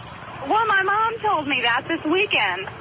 We were talking about you, obviously, and I didn't believe her. I'd never heard that. Yeah, I forget. Was it Christmas? No, it was your housewarming party. Oh, yeah. It was June a couple of years ago. I don't believe he's been back since, has he? No, he hasn't. No, normally you get the crap in my pool once. Yeah. I got, all right, I got it. I hit the delay. I like her laugh. Yeah, I got zero tolerance for crapping in my pool. Yes. I don't care how unfair it may sound. And you probably didn't have to have a conference. No, I didn't have to have a great big media circus to decide, should I allow people to crap in my pool at least once? Because obviously it's an accident. Little renegade turd on the run. All right. Well, thank you, sweetie. Hey to your mom. All right. And to answer your question from earlier, no, I'm not going to Eddie's house for the 4th of July. Last year, was it last year? Yes. Last year, I almost got killed. You didn't get killed. Oh, you weren't even really hurt. Well, actually, he did get hit with a firework. I got hit with one of the big ones. Did you live? Yeah, but had it hit me in the face, it would have done some severe damage. What if I promise? No, I don't trust you. I promise not to shoot at your face. Why is it something bad's got to happen before you promise? It seems like you would just go, you know what? This could be really bad. He ain't 30 yards from my house. I'm shooting bottle rockets that are designed to go up, I don't know, maybe 8 miles. Not that bad. Come here, let me hit you as hard as No, seriously, just hold your arm. Hold your good arm. I like good arm, okay. All right, now do your elbow like right here. All right, go ahead and flex so it don't hurt. All right. It probably hit me about... Fake me up. I'll just hit you an arm. About like this. Ow. Really? Yeah. It was hard. Actually, it was harder than that because it swelled up. Yeah, you still had the mark Monday. Or whenever we came back. And it's funny because I see it. Damn. Launched from his house, and at first he told me Bob did it. Yeah. Well, Bob was trying. Are you guys just nuts? I was watching Bob, and I'm like going, you don't do it that way, Bob. Let me show you, yeah. So, all right. And I see it coming straight at me, and there's no way to get away from it. And for that instant in time, I knew what it was like to be black. Stop it. Stop it. And it's coming straight at me, and I'm going, what do I do? Which way do I go? I don't even think I had a chance to move. Was it doing that sort of little sidewinder action, so you don't know really where it's going to... It's kind of going like this, but still forward momentum. A little circular action, but going forward. You're going, all right, which way? What I do? I got half a second. Ow! That hurt. And right on the elbow, and it swell up. It still hurts. No, it doesn't. Yes, it does. A year later. No. It doesn't hurt. Okay, so we're not going to Eddie's for the 4th? Because I'll be back from the beach by then. Not until this heals. You're healed. Oh, wait a minute. Was this one? Yeah, it was the other arm. Yeah. That's what I thought. It's been over a year. But no, seriously, that hit me in the face. It'd have blinded me. Well, it didn't. But Eddie don't care. We'll go back. They went back in and laughed. Eddie. I care now. Why did you care then? I wasn't Because full time. And who struggled with everybody to get you full time? At that time, I didn't know. I gotta tell you! I thought I was a joke. I thought it was just, we'll string him along and play with him, and then... So I'll blind him. Because we got a ton of fireworks, don't we? Yeah, we do. I am not, I don't care. Can't we go someplace safe? Can I shoot them off on my land at Cedar Hill? Is that in Dallas city limits? No, it's Cedar Hill. Okay, well, I don't know. Somebody said it was... It's in Dallas County. Yeah. So I don't know if it's county or city, but there's something in Dallas it's against the law, and it might just be the city limits. Well, let me just check. I have a phone number here. I can just check really quick. Because there's nothing to, and if it burns all the trees down, I don't care. I got to clear it out anyway. Great. They got to go. Start a wildfire. Yeah.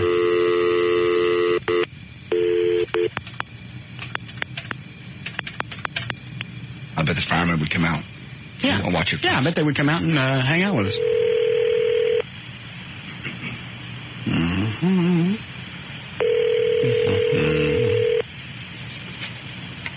Regional Communications. Yes. Who could I talk to about finding out if it's legal to shoot fireworks at Cedar Hill?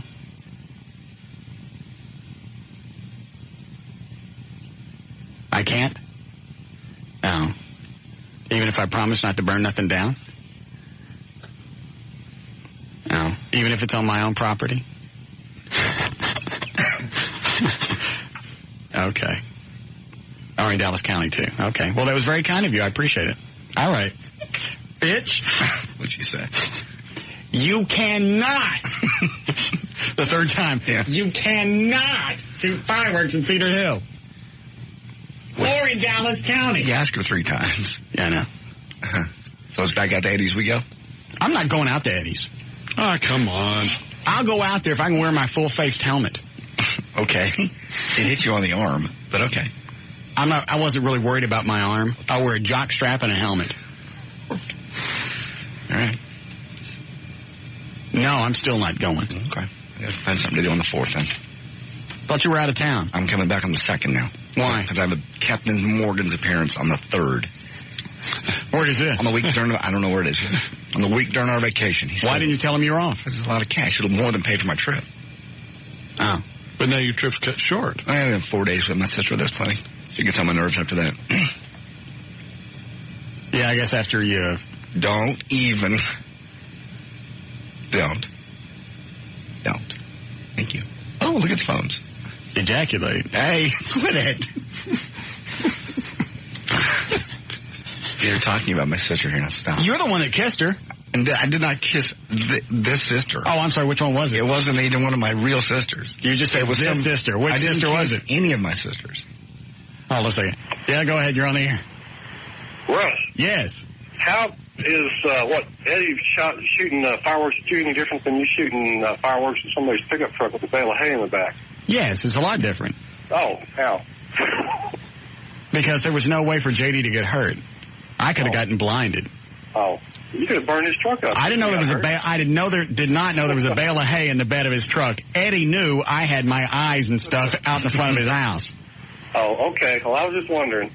And we stopped JD before the fire got out of control. Oh, thanks. Okay, well, that was just because you got lucky. Yeah, okay, thanks. I forgot about that. Yes, Dana? Hey, Russ. Yes. I have a question. Yes. Okay. That's actually one of your scenarios, one of my scenarios. Okay. I ran into an old boyfriend this weekend, or last week, at the store. Mm-hmm. And we talked for a little bit, and he had completely changed. He got really buff. He lost a lot of weight, and he was real sweet and charming, one of those guys that you don't really find out there anymore. Mm-hmm. So he asked me over to his apartment for last weekend, and I wasn't going to say no. Who would say no to such a sweet guy and stuff? So I show up Saturday night, and I had this cute little outfit on, ready to go out, and he answers the door in a white bathrobe with a bottle of champagne in one hand and 2 glasses in the other. Mm-hmm. He suggests that we stay in and watch TV instead of going out to do something, which I had expected. Right. So, at this point I also thought that, okay, we'll stay in, we'll drink, stuff will happen, I'm all his, right? Mm-hmm. No. So we sit on the sofa, we have a drink, and we proceed to watch 2 monsters on some stupid-ass sports channel. We're sipping drinks and watching guys getting the crap beat out of each other. Oh, was this the fight last weekend? It's a fight. Oh, the fight. I have no idea what fight it is, and I don't care. Well, HBO's rerunning the Tyson Lewis fight, right? Yeah. Who cares? Yeah. Okay. He asked me over not to watch some stupid fight. Well, obviously he did. Well, I thought different. He should have implied that. Did he think... Wait a minute. I don't understand the robe and the champagne if you guys are going to watch TV. I don't know. I showed up ready to go out. Had no idea what his plans were. And he showed... Well, part of that's your own fault for not saying, all right, what are we going to do?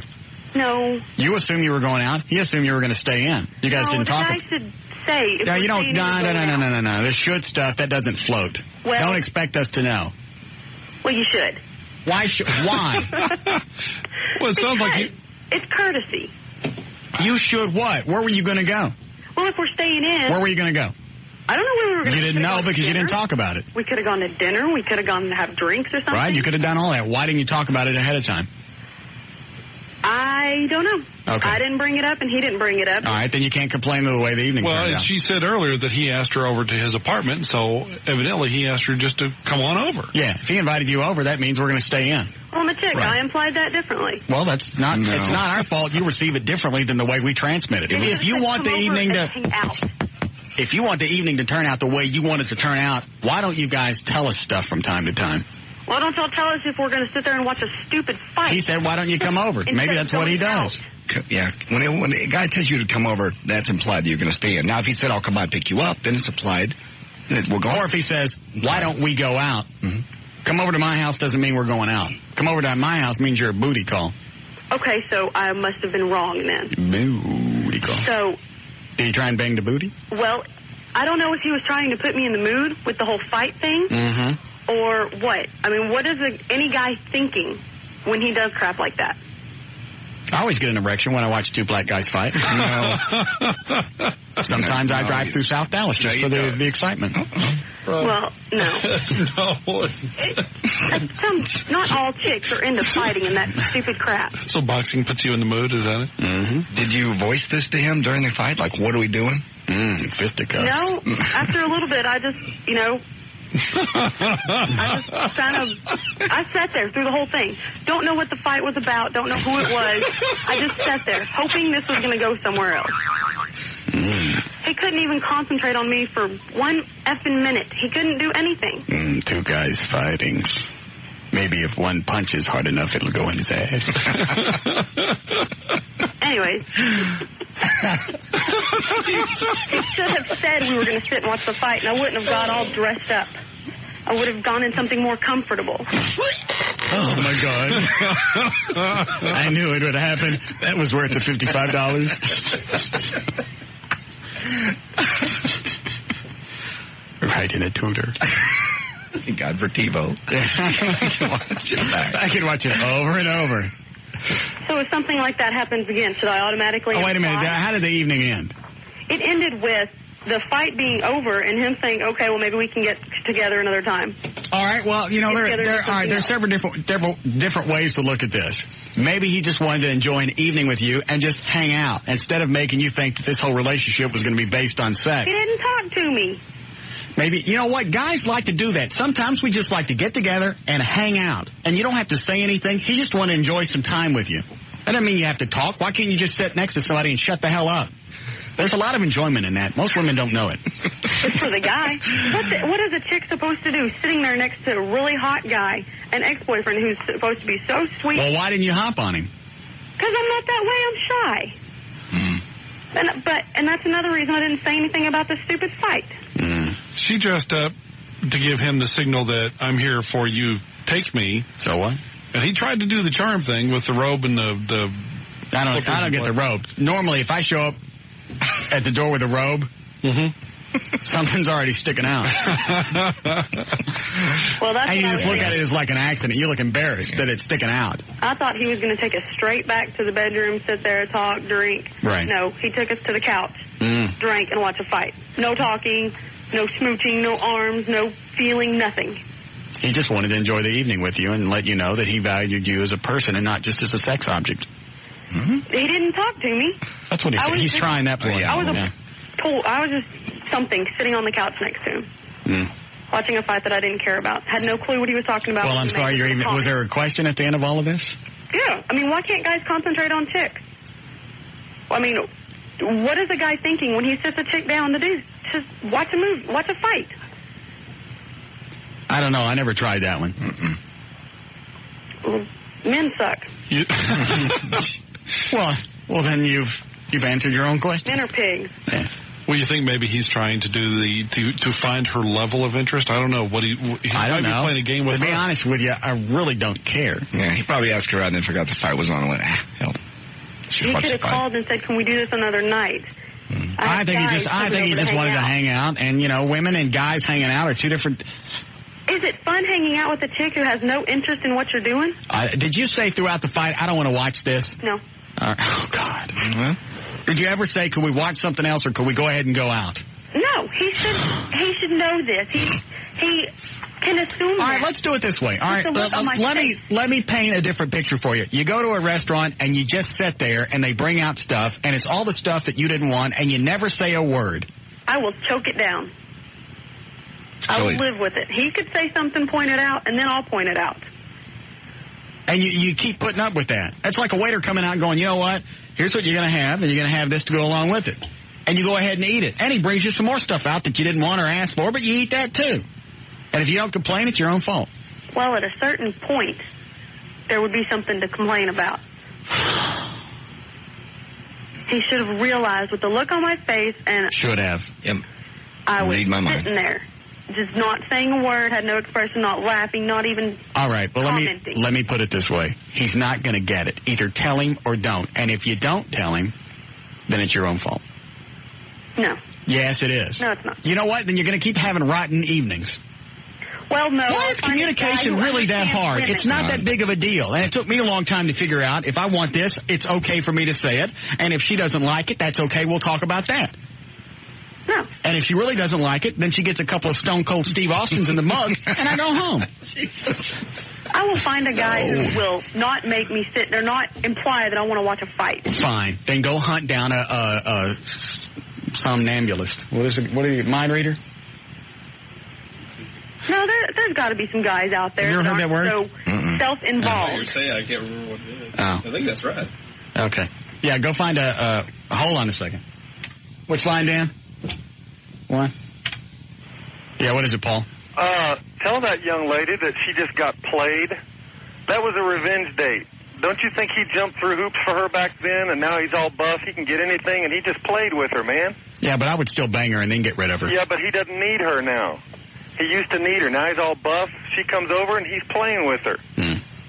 I still would have banged her, because that would have pissed her off even more. Yeah. No, because she's more pissed off now than she could have been if she got banged. Now, I think chicks feel a lot cheaper if they go over there and you pork them, and then you just ignore them. But that's what she wanted. Yeah, but I think she wants more. Hold on a second. In between rounds. Yeah. Do you want more? Did you want to keep dating him, or do you just want to get poked in the whiskers? A little bit of both. So you did want to continue to see him? Yeah, I wanted to continue. All right, let me ask you this. Would you be more mad? Are you madder now than you would have been if you had sex? And I don't know, but I think I would have been a little more upset if he would have had sex with me and then ignored me. Yeah, see, I was right. Because that's what I would have done. I'd have gone out of my way to be really nice, got in there, pounded that baloney home, but it was still and then told her to get out. Rude and inconsiderate for him to do what he did. Yeah. I don't know what he was doing. I'm screwing. I've officially now lost interest. Who's on the hot? Al Brumley. Oh. I know we got a break here, Eddie. I'll make this quick. The Brumley? Yeah, what's going on, man? How you feeling? Pretty good. You sound good. You sounded amazingly conscious Friday when you called. Yeah. Well, then let me go home on Saturday. That was a really cool chick you were talking to there. Yeah. I'm sitting here in my drawers. Hey, did they shave your whole head? No. Just a patch? Yeah. Cornrows. No, I'm home and How long does it take for your head to heal up? Well, I'll go back in next Monday and get the stitches out. And I don't know, after that I guess it'll be another week or so. I was just wondering, how long it is before the skull actually just kind of melds back into the rest of it where they cracked it open. I don't know. Well, it seems like they would tell you that so you don't go fidgeting around with a hammer. Well, I'm not going to be doing anything with a hammer. Well, can I ask how big of a hole did they dig? How much was the area? I haven't actually seen it, to tell you the truth. All right. They never tell you before they go in, we're going to take out? I've been told it's quite a large incision up there, but I haven't actually seen it myself. Well, what would be considered large? A couple of inches or? Oh, no, it's probably about 7 or 8 inches around my head. Oh. Yeah, they got to get in there. I know, but... Okay. But just looking at me straight on, you can't tell anything happened. You got to look up, from the top down. And Dan said a little problem with your left arm? Yeah, my left arm's kind of wobbly. But that'll come back, right? Yeah, just like it did last time. Just go get some rehab. And the good thing is I can walk, which there was some concern I might not be able to walk. And the arm wasn't paralyzed this time like it was before. So it's a lot better scenario. Yeah. And now just wait for those final pathology reports to come back and hope that the tumor was the same as before, and then we'll be home free.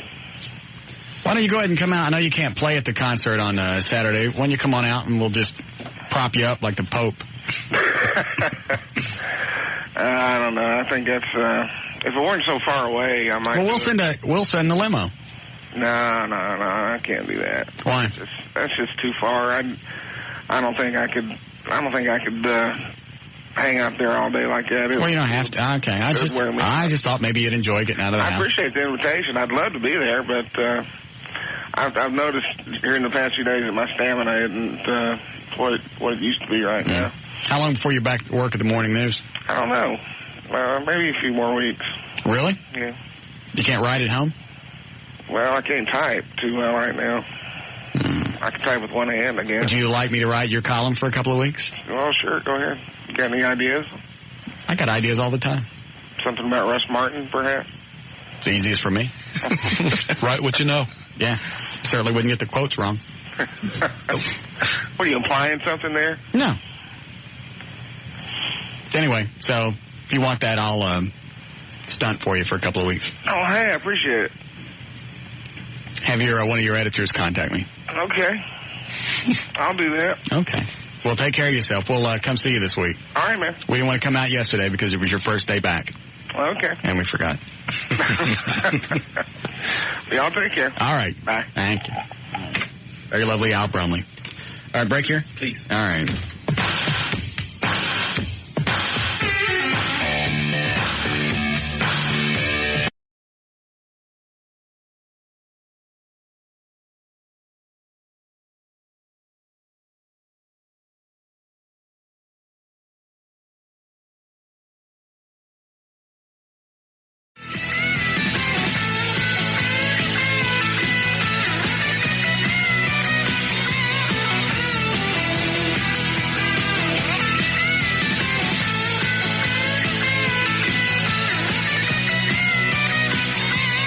You know how when you see Mark Davis on TV and he's doing the foundation repair spots? Yes.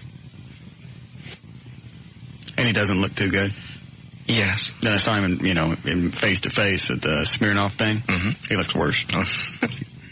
We had makeup on probably for the thing. I've seen him. He doesn't look bad. He should look better with all the makeup and stuff. Oh. Yeah, he does. Mm. The Ice House was just packed. I mean, packed with radio dweebs. Radio people, yeah. Saturday night. Radio and records people. Everybody wanted to suck up. Like I can do anything for them. You're the big kid on the block right now. Everybody wants to be. That's fun. Friend. Yeah. Yeah. Yeah, because somebody, I told you at the Christmas party, some guy that I used to work with, I don't want to mention any names. Want not?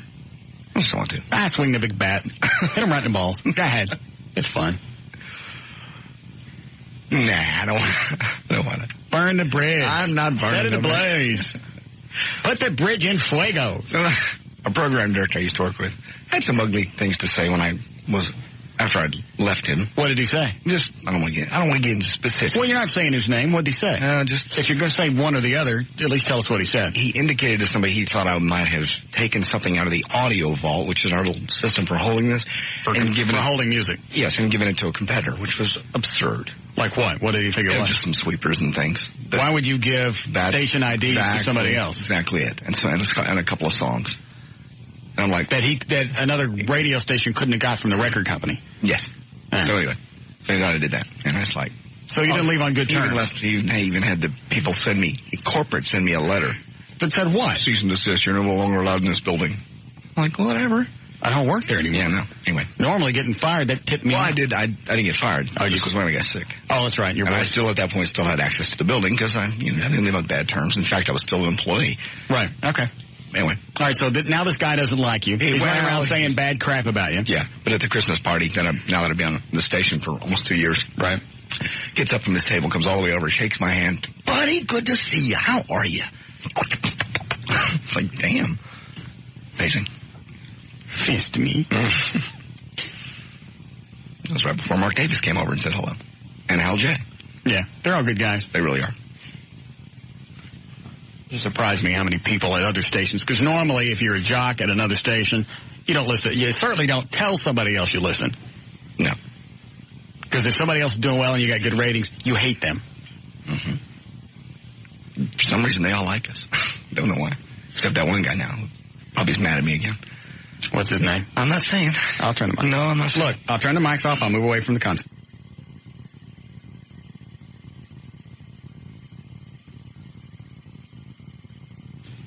Don't. Just don't, please.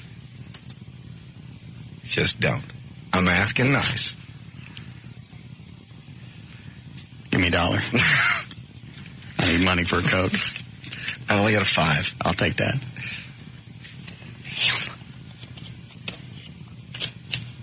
Thanks. Okay. So anyway, that was the big night. I stayed for 2 Roth songs and then left. Mm. Oh, here's the date part I never told you about earlier. Mm-hmm. Is the chick I'm out with, on the way back, first of all, she was drinking, but either she had a bunch of drinks when I wasn't around. Mm-hmm. Maybe she didn't eat before or something. Did you guys go to dinner? No. Okay. She just showed up, and George from Ultimate Limousines picked us up, and blah, blah, blah. Mm-hmm. So on the way back, she passes out in the limo, and I mean out. And we get back to the house, and I go to unlock the door, and George goes, I'll get her up. And George is trying to wake her up in the limo and can't get her up. So then we get her into the house, and she, stumbles into the bedroom, and, I go say goodbye to George, and he leaves, blah, blah, blah. I go back. She's asleep in the bed. Out for the night. Yeah. I've been there. And I'm, talking to her because it's like, you know what? I wasn't really in the mood for her to stay, so I wanted her to leave. And I couldn't wake her up. She can't leave that drunk. I didn't care. Jeez. I'll be checking for breath at that point. Oh, I did. I checked her, what do you call it, the carotid artery, just to make sure there was pulse. Oh, yeah. Wouldn't you like to die in your bed? Great. Oh, that wouldn't happen. Why? God, I'd swing her out of the house by the feet. I don't know. Probably slipped in my front yard. Wouldn't that suck? Because you know they'd arrest you for it. You killed her. Yeah. Good. So she passed out in the bed and you didn't want her there anyway. Yeah, and I was just pissed off. So now, and I'm awake. Yeah, you're not going to get sex, clearly. Unless you're me. No. So now I'm doing stuff around the house. Because first of all, I didn't have dinner. Now I'm hungry. Mm-hmm. And I took a nap before, so it's not 11:15.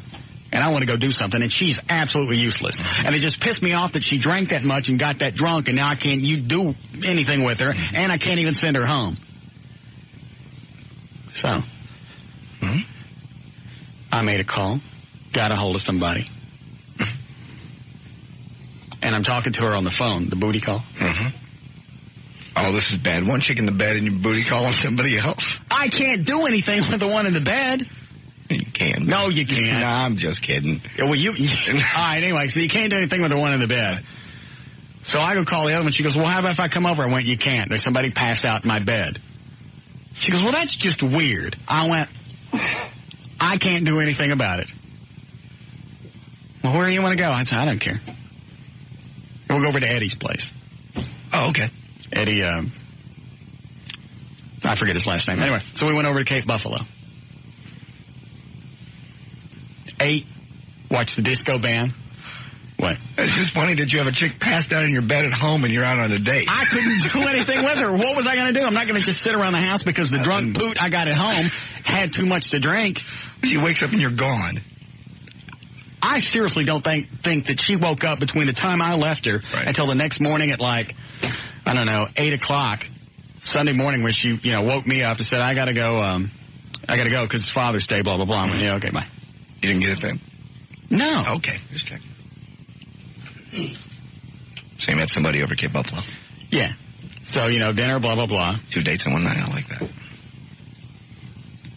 Then? Yes? We go out to the parking lot, and I've got the... Expedition? Expedition. Mm-hmm. Fold down the seats. No. Oh, and it's great because just now it's starting to rain. Yeah, I remember that. Saturday. So, we kind of fumble around in the car. And they fold all the seats down. You got plenty of room. I mean, literally, I could lay down straight and not touch my head or my feet up against anything. Yeah, because you got 2 rows of seats. Yeah. Or just one, okay. Yeah, and we push the front seats forward a little bit. You have totally just retrograded to a teenager. It was absolutely like being in high school. And then you make it out and the windows are tinted, and you look up every once in a while to make sure nobody's coming. And then you make out some more, and you got the radio going. Make sure Mom's not awake. Yeah. Jeez. What are your kids doing out there? Nothing, Mr. Lewis. Uh-oh. So then, we end up naked. Oh, man. In the Cape Buffalo parking lot in a D&M on Oleson car. Yeah. And their parking lot's kind of L-shaped, so, the part of the parking lot's behind the club. So you're kind of removed from a lot of the different traffic. Mm-hmm. I just happen to have a couple of condoms in the glove compartment. Yeah. They normally provide those at D&M. Yeah. They don't want me to get the AIDS. No. Because then I can't do spots anymore. So you... Yeah. It was just nice. It was just damn strange. Because you're doing that in the back of a car and you're thinking there's a drunk passed out chick in my house. Yeah. That's weird. I think that beats any of my weird dates. Well, this isn't weird. It's weird that I go on an early date and then go call somebody with booty call, meet her, and go in the parking lot in the rain. Once again, it was just one of those weird things the way it played out. No, I had no idea it was going to work out that way. You could never plan that. No, if I had planned that, nothing would have happened. And because I'm not good with condoms, yes, she got what she needed, and then it was time for me. Mm-hmm. There's some DNA in the back of the carpet. Let's see. The D&M thing. Mm. You ever a present? No. You ever... No. Carpet? I was turned away. I see, okay. Oh. Oh, that. Not a carrot. Ooh. Yeah. You were doing that in the car? Yeah. Yeah, I got it. Yeah. That's great. Yeah. What? Who's this girl? I don't know. Oh. That's great. And it was great because as soon as we were done, she goes, all right, I got to get up and go to work in the morning. Perfect woman. She's one of the realtors been showing my house. Oh, and you go home and crawl into bed with the other one. Yeah, but nothing happens. I couldn't wait to get rid of her. You're mad at her? Oh, I'm lit. That's the end of that. That's it. I got absolutely no use for anybody that can't hold their alcohol and just come out and pass out. I didn't ask her to stay, and I didn't tell her that was the way the evening was going to end, was you're going to come home and stay in my house. She just came home, passed out, and assumed she was going to be there till the next day. And now she's listening. She's hearing what you did. I was done with her anyway. That's funny. I have never, ever, ever seen anybody that drunk to where you can't wake them up. No, that would scare me because you get alcohol poisoning at that point, and you can die. And I don't know how much she had to drink. Yeah. What was she drinking? That's got to be a ton of something like wine coolers or beer. If it was hard drinks, then no, it was something with vodka. Yeah, that'll do it. Cape Cod's. Good. Break, Edward? Yes, sir. All right, hold on. Yes, Dan? Hey, buddy, I got a question for you. All right. Explain to me why you would wear a condom, but you would... Where's the protection in that? She did it to me. Oh, okay. Well, Yeah. I guess... Yes. Cool. Good for you. All right, thank you. Later. Bye. It was good, too. Got it all over one of the rear speakers. Great. Now no one's going to want to clean that car when you take it back to D&M. I ain't touching that thing. You burn it. Let's just burn it. Drive it off cliff. Well, it was an accident. I don't know what's that semen. Oh, let Bobby clean it up. He's square.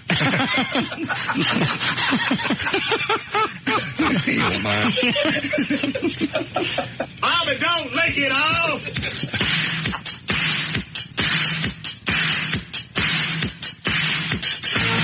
More of the Russ Martin Show coming right up.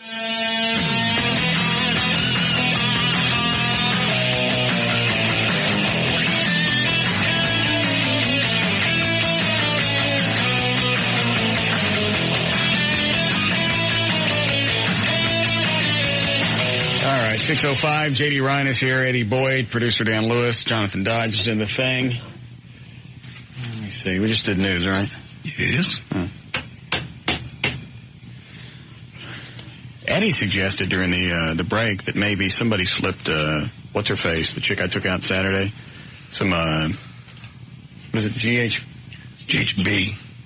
Rohypnol or GHB or something like that. I mean, it knocks them out and they have not a clue that it ever hit them. Can you wake them up at all? Because we got her awake from the limo to the house. It's a groggy wake, though. I mean, and they're honestly couldn't remember that you woke them up.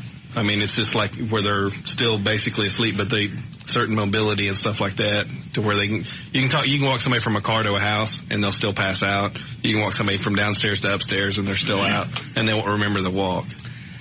Hard to slip somebody GHB though, and then it's a salty. First of all, in the ice house, because it's not really an area where you ever leave drinks unattended, because there's so many people running around and it's just. Well, it's a really salty liquid. You would know it.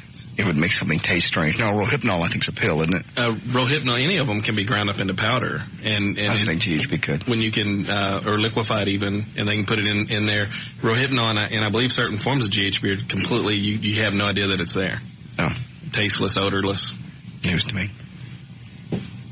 Because, I mean, she's laying in the bed, and actually just to see if I could wake her up, I shook her really hard and hollered out her name. That scared me. Something like that gone. It did.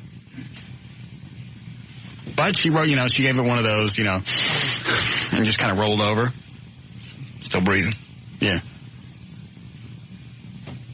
At the time, I just figured she was really drunk. Mm-hmm. Anyway, so that's the last go round for that. Drunk. I got no time for drunk poots.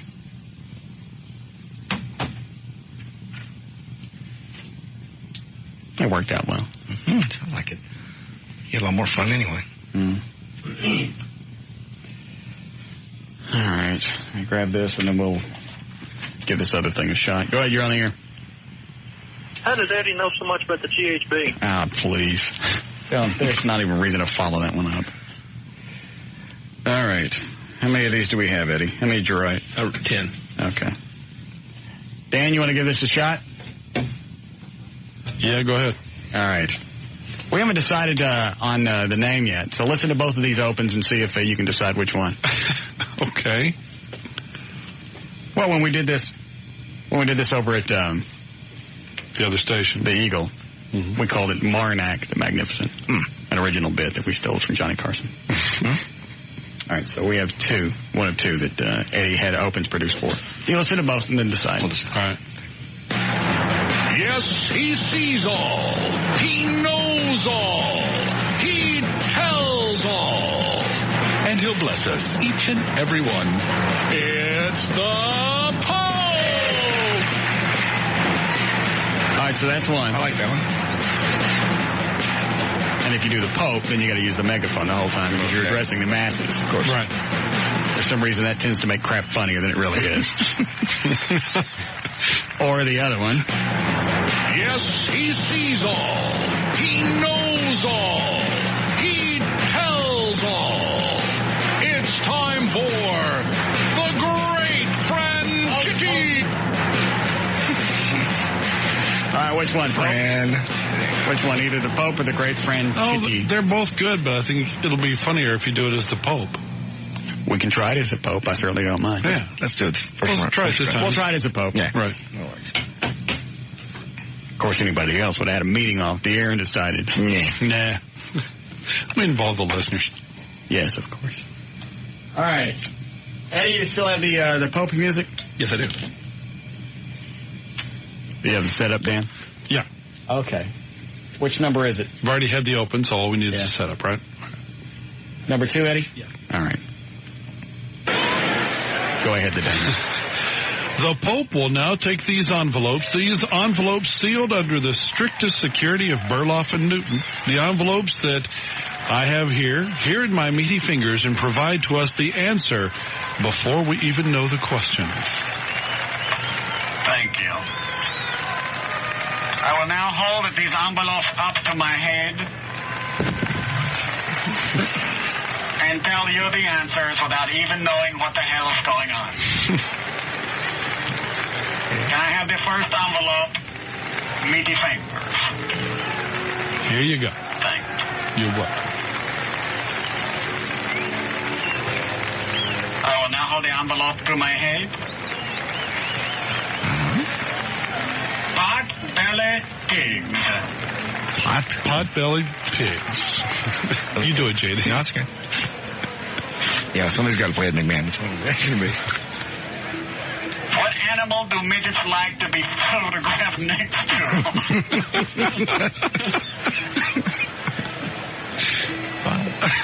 Thank you. The next one I will hold up to my head.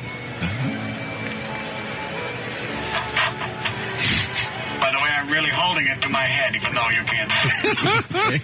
You really are. Tally-a-whacker. Tally-a-whacker. Bitch. How did the Pope get to be the Pope?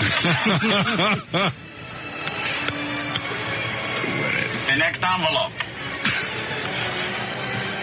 Bright-eyed and bushy-tailed. Bright-eyed and bushy-tailed.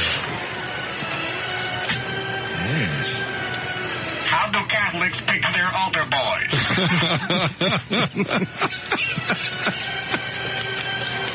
Thank you. Don't forget, I'm here all week. And of course, try to fish. The next one.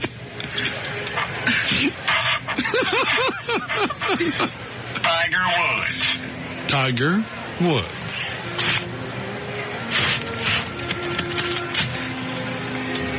What is the name of the new Viagra for large cats? The Pope doesn't get it. Next one.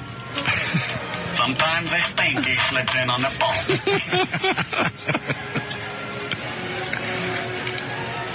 Dan Haggerty. Dan Haggerty. Who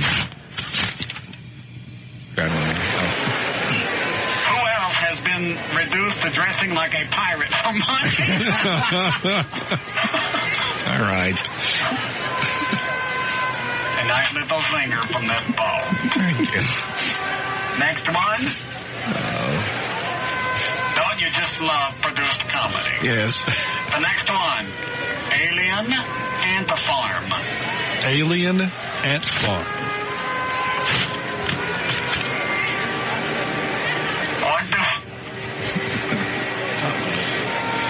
What do aliens call trailer parks?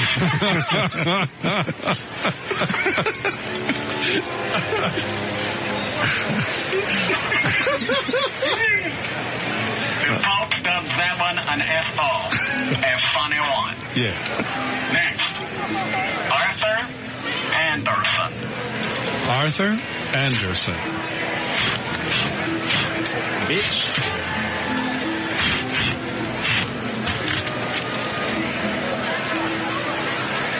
Who is doing the accounting for Russ's builder? I got it. Next one.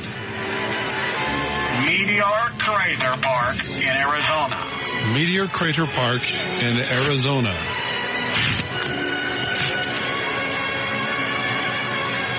What does Al Brumley's head look like from the moon? Can we let him recover before we start those again? Not a chance. The next one. Hooba Stank. What? Hooba Stank. Hooba Stank.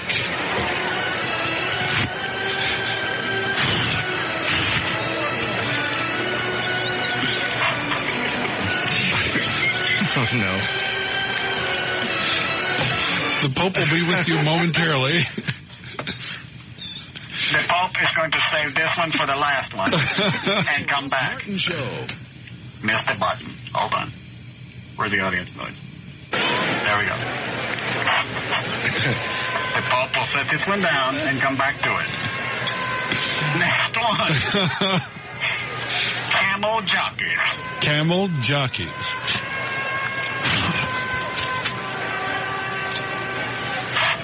What comes between Osama bin Laden and his Calvin Klein?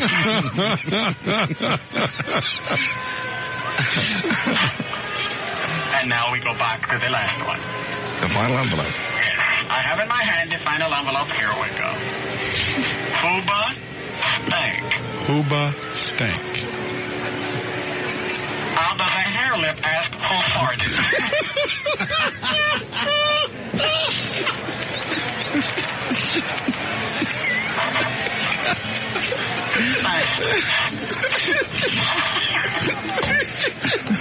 Thank you. We'll be back.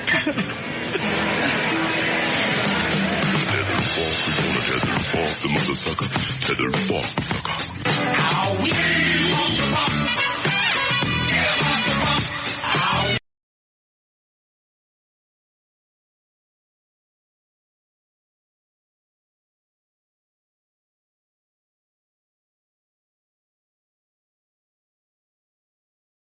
All right, Eddie Boyd is here, Dan Lewis, J.D. Ryan, Jonathan Dodge is in the thing. Trying to see what Dan's typing here. Everybody knows we're going over to the new studios tonight, right? Right. A dry run. Yeah. Eddie, can you go? Yeah. All right. They want, what's line one? It just says, I don't get it. I'll just pick it up. Primo? I can pick it up. Yes, James? Yes, you still there? Yes. Okay. Do you want to hear about our prize package? Yes, I do. Our spring prize package. All right. We have a... Did you tell him he was on the air when you answered this, Dan? No, I didn't, because I don't put them on the air. Oh. You will have free weekends and what else? Let me check the page. Yes, you're on the air. I'm on the air. No, I'm sorry. I just said that. Is this a residential area? Yes, there are houses around me. Okay.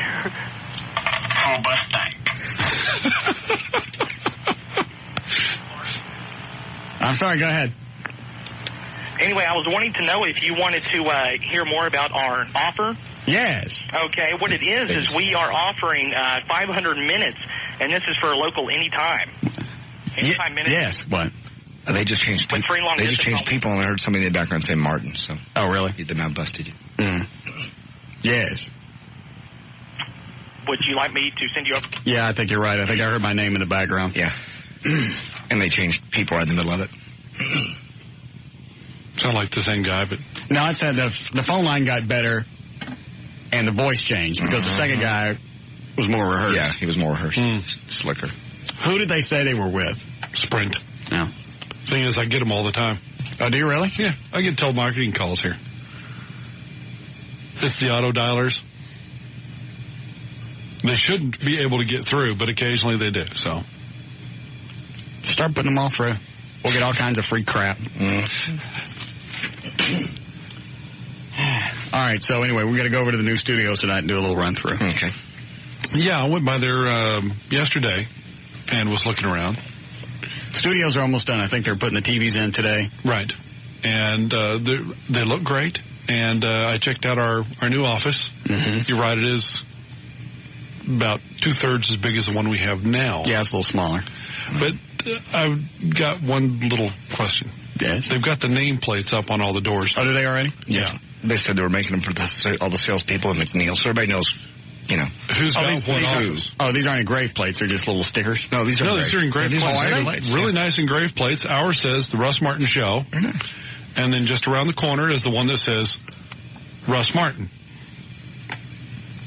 What? Well, evidently over the weekend, Russ was given his own office. I got it last week. You have your own, you want to be your office? And you're planning on telling us when.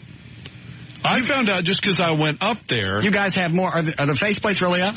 Yeah. Because I was going to call Monroe over at Richardson Trophies and have him make some. Well, we have the ones that we have currently. Well, that didn't do any good because it says like sweet something on the inside door. Where those yeah, you're right. Whatever. So what's the problem with that? Why do you need your own office? Because the offices are smaller. Oh. So I figured if I took my desk and the credenza out of the office with you guys have more room and you have room for the big screen TV. But that's an office that's hardly going to be used now. What, mine? Yeah. It's going to be empty anyway. You get here. You don't need an office. Why don't I need an office? You don't need one. Because you get here at 3:05 and you leave at 7:05. Well, he needs... It's just a prestige thing. You don't really need the office. Yes, I do. Do you want my desk in there with you guys? The room's already too small as it is. Well, it doesn't matter. You don't even really need a desk. Oh, so I don't even need a desk or anything. What for? You've got a few knickknacks sitting on it. It's always clean because there's never anything on it. Well, they need a place to live. Stop it. What? Whenever President Bush wants to have more housing. Yeah, all right. It's enough. That's what he said. Stop. Dan and I were even going to go buy smaller desks so we'd have more room. I guess we don't have to. Well, now you got more room for your knickknacks. I don't have any knickknacks. I said knickknacks. That's what I said. That's not what you said. That's exactly what I said. That is not what you said. That is what I said. Don't even start.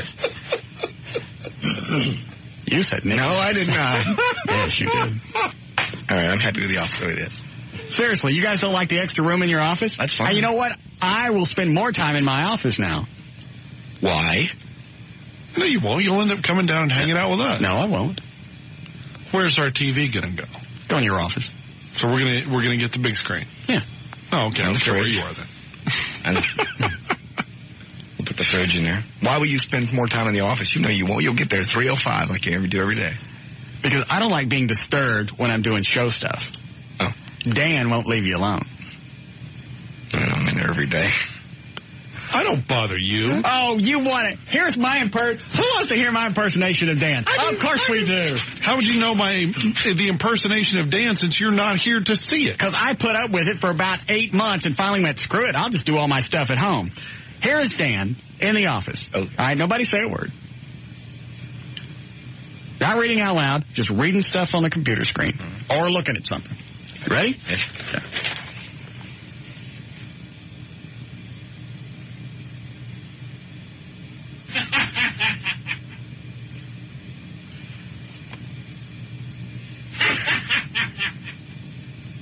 Then he looks up to see if anyone's looking, so they'll ask him, what's so funny? Yes, that's the next question. Looks up, no one's going to ask, goes back to reading. Look up, nothing. Then he starts actually reading what it is, so that, at a certain point you just go, what? Every day, every time. Fine, then why don't I get the private office, and then you guys won't be bothered by me? If I'm bothering you so much, you move your happy ass into the little office, and I'll take your office. You're getting the Laura sound. When he does, you're mad at Laura. If I disturb you so much, if I am such a problem, put me in the office, the solo office. It's not a problem to me. It doesn't bother you because you're not ever there. No. So you want the other office by yourself? Move me in by myself. Then I can laugh to just myself. Hold on a second. I have to sneeze. Call Russ now. That's the wrong button. It's the Russ Martin Show. That's why I have my own office. An office that will sit virtually empty throughout the day. I hope nobody ever goes in there. Of maybe 10 minutes use a day. Yeah, because at the end of the show, when we all hang out, you're going to come into our office. Maybe, maybe not. I just thought possibly it was time to separate a little bit from the file and rank and file. I see. Now we're rank and file. Yes, you're rank and he's file. Okay.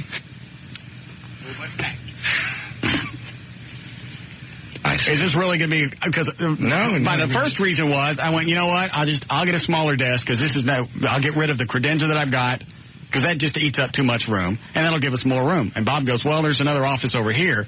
I said, that one's too small, for all four of us. But, looks like it would be just fine for one person.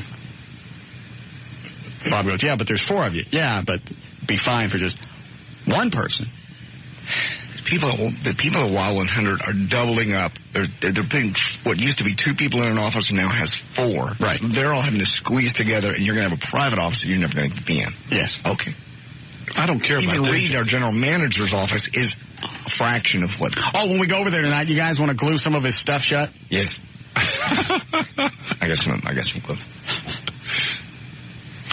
Sure. I want to, before we get drunk this time, let's try and nail the chairs to the wall before we're drunk. Okay. Yeah, because last time. Because JD and I got too drunk last time and we couldn't do it all. It's hard when you got the gigglies. Go ahead, you're on the air. I think what your cohorts there are forgetting about is the poon factor that's going to be taking place after everybody's left. You don't want some big meaty hand guy coming in to surprise you when you've got the next threesome fixing to happen. You know what? I'll have a key to that office damn good. anyway. Well, no, the hell you won't. I'll get one of those things like you that prop up against the door. Door jam. Yeah, I'll get a door jam. Now who's going to get the fold-out bed? I thought we could put that in the studio. Because the studio's big enough, you just put it behind the console, and there's plenty of room to sit down. We'll put the liquor cabinet in the studio. Why have to go to it? When it comes time to have a lady over, are you going to go in the studio then? Yeah, go in the studio. Office. Close the blinds. The blinds blacked that studio out very well. Are the blinds up now? Yeah. Oh, because they weren't up last week. Yeah. Is the etching in on the window yet? You know what? I don't think so. Oh, that's going to piss them off over there as well. Because the etchers are coming in to take the show logo and actually etch it into the glass of the studio that faces out towards the lobby. And it'll be internally lit. The eternal flame. Yeah. I love it. That's very nice. I was going to go get a new liquor cabinet for the studio over the weekend, but I got stuck on the phone with my dad, so I blew that off. Oh, we need one. Yeah, this one's coming apart that we got now. Well, it was free. It was somebody's old one. Where could I go? I mean, what would you call that cabinet? Because it wasn't meant to be a liquor cabinet. I think it's a bookcase. Well, that's called a lawyer's. Well, it's got a term for it, but it's a lawyer's cabinet. I could get like a cheap one with those kind you put together. Is it Sauder? Yes. Sauder? Mm-hmm. Yeah. I went to Service Merchandise yesterday, but I forgot that they had shut down. Mm-hmm. Did all of them close? Yeah. Oh. They're all gone. Anyway, they didn't have one. And I was going to get you guys a surprise for your office, but now screw you. I give you more room to be what? You deserve it. You deserve to have an office by yourself. It's just that everybody in that building is having to push together. Yeah. And you're going to have basically an office that's just going to be empty. Mm-hmm. Basically, between that and the etching and the fact that we have a bar and a sleeper in our studio, we're just rub it in their face. Yeah. That's what you get for sucking. Yeah. Go ahead. We have to break. Okay. Go ahead. You're on the air. Hey, I was wondering, have y'all been to the URL you might want to take a look. Okay. Maybe another time. Thank you, though. Hello? Take a look. Hello? Yes. Who is this? Yes? Who is this? What do you want? Well, y'all need to tell Russ it's his office. Yes, y'all thank you. Be there if it God bless you. What is your name? Well, my name's Jack. I love you, Jack. Finally, a man with some common sense. Office, dude. That's all there is to it. Thank you. That's very kind. They wouldn't be there. That's right. So. That's right. Well, have a good day and enjoy your new office. God bless you. Yes, sir. Once in a while, somebody steps up to the plate and kisses my ass right in the middle. Yeah, like Saturday night. Yeah. In the expedition. Right. It was weird not being able to go home because I had a passed out chick in my own house. Yeah. You had to do the back of the seat of a car. But actually, I like that. It was kind of, yeah. Because, it's just like being a kid. You had the radio on and it was raining and all the windows are fogged up. And you don't care if you get, glop all over the place because it ain't your car. It's Dad's car, yeah. Yeah. All right. All right, we'll do a quick break here and then we'll come back. Maybe one more news before we go. Okay. More of the Russ Martin Show coming right.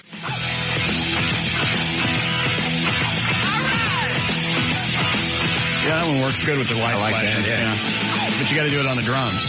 Yeah. Do it again, Eddie. Reload it. It's almost 7 o'clock. Screw the ratings.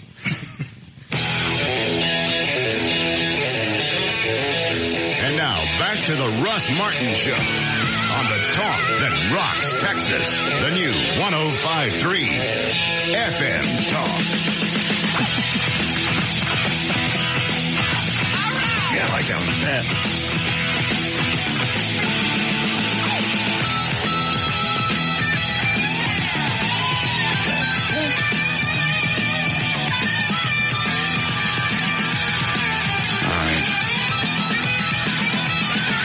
What time we got to be out of here? 55. Yeah, we got time to do a quick newscast.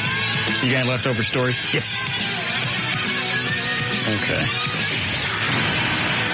647, J.D. Ryan's on the news.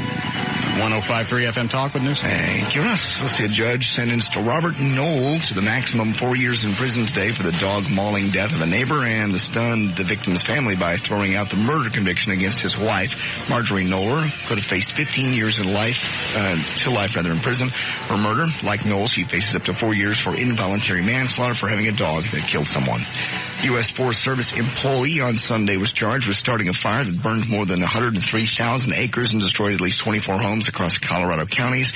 Recreation technician, it was Terry Barton, acknowledged starting a campfire while patrolling Pike National Forest to enforce a fire ban.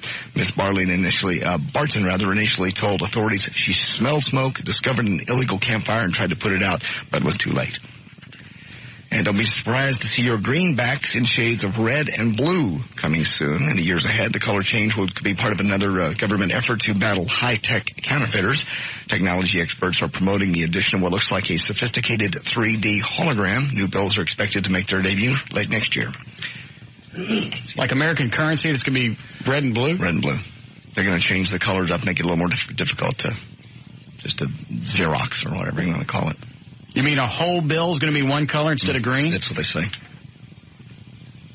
Look like Canadian money. Or is it going to be multicolor? It just says, don't be surprised to see your greenbacks in shades of red and blue and an assortment of other colors in the years ahead. So maybe 5s will be one color and 10s will be another color. 20 something else. All right. That's the first I heard of that. All right.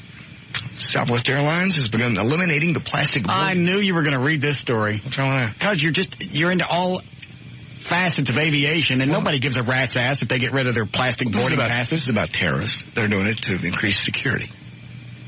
Okay, what are they replacing it with? They're going to give you an actual boarding pass with your name on it. You'll have to show an ID, as opposed to I go through, I get a plastic pass that says 11, and I hand it to you or whatever. Anybody can get on that airplane with that pass. If I drop it in the bathroom, anybody can get on that airplane because it said number 11. Okay. All right. That's not as stupid. State and local authorities have charged a Quesada woman with attempted murder after she placed her 14-month-old daughter in a hot oven at the urging of voices in her head. Melissa Wright. Wait a minute. Didn't this happen a couple of years, last year? Chick put the baby in a microwave. She had an epileptic seizure. Yeah. But this is an oven. She had it. That's a hot oven. I want to check the date on this. Oh, God. June 12th. What is today? 17th. All right. Okay. All right. Okay. Here you go. Thank you. The voices said cook the baby? Voices said cook the baby. Melissa Wright threw the baby in there. The baby was listed now in guarded condition in the burn center. Child has third-degree burns, and the anguished cries of the child from inside the oven brought the father in, and the father pulled the kid out. Damn. I know. This is Alabama. And that can't be the first time. I mean, she wigged out. There's got to be telltale signs leading up to that. She just suddenly wake out one day and go, "Oh, baby in the oven." Voices told me. Voices said barbecue sauce, baby back ribs. Cook the baby. At first, she told the cops the baby fell in the oven, and the door slammed. Yeah. So that tells you right away that she at least knew it was wrong. But yeah, she was already trying to cover it up. A dad coming from the other room to get the baby out. Nuts. All right, cut number one here. Movies came out this weekend.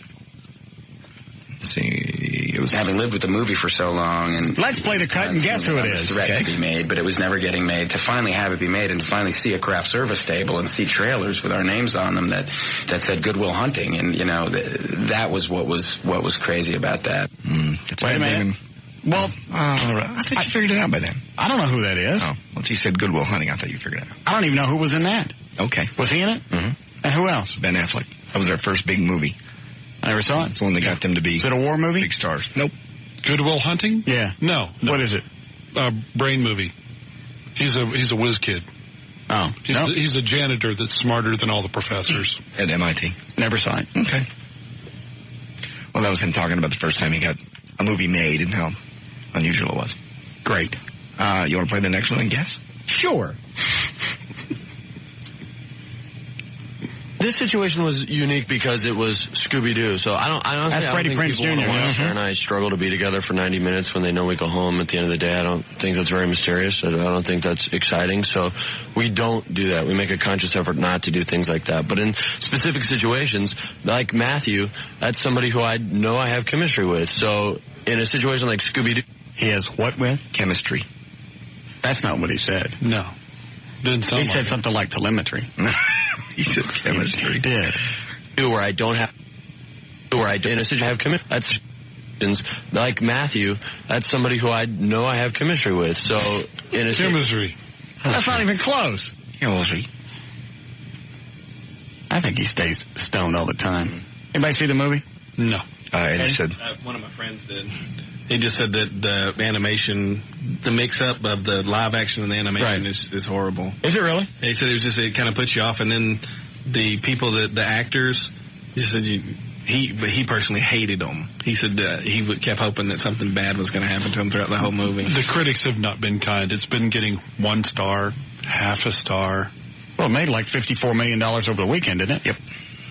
That's the new Babysitter movie. Oh, yeah, it would be, wouldn't it? Yeah. Because they said, what is it? Is it PG? Does it say? It does not say. I believe it is PG. Yeah. But he was asked why work with Sarah and Michelle Gellar when you guys were really a couple off screen, and he's just said, that's what he said. Okay. Not important. Number 4, Matt Damon says it doesn't matter whether his film or Ben Affleck's film this weekend made more money. It's not a deal between them. I don't know. At the end of the day, our friendship isn't subject to something as petty as that. So, especially if I win. Scooby-Doo get kicked both y'all's ass. Finally, cut number 5. Freddie Prinze Jr. asked why his character Fred would cheat on Daphne in Scooby-Doo. Mm-hmm. There's a lot of Fred Jones to go around. The more prevalent question is, why would Fred cheat on himself? Because he's an idiot. Yes. I don't even want to hear the end of that. All right. Eddie, when we're done with this, are we like done? Yeah, we have about a minute left. All right, wrap up and then Dan, get ready to do the plug. I want to be a VIP at the second annual anniversary party. Go to kyng.com and click on the deal, and you can be a VIP out there. There's news and information. I'm J.D. Ryan on the Talk That Rocks Texas, the new 105.3 FM Talk. All right, so I'm right. This is out. We're done? All right. To learn more about the Russ Martin Show, to email anyone on the show, to get in the studio audience, to make a donation to the Listener Foundation, or to get on the show's weekly email list, simply go to russmartin.com. To email us during the show and only during the show, send your messages to studio@russmartin.com. Visit our news director's links and photo gallery at johndavidryan.com. To find Eddie's fascinating and provocative website, go to eddieboyd.com. For information about the rest of the station, go to kyng.com. All right, we'll see you guys tomorrow. Bye-bye.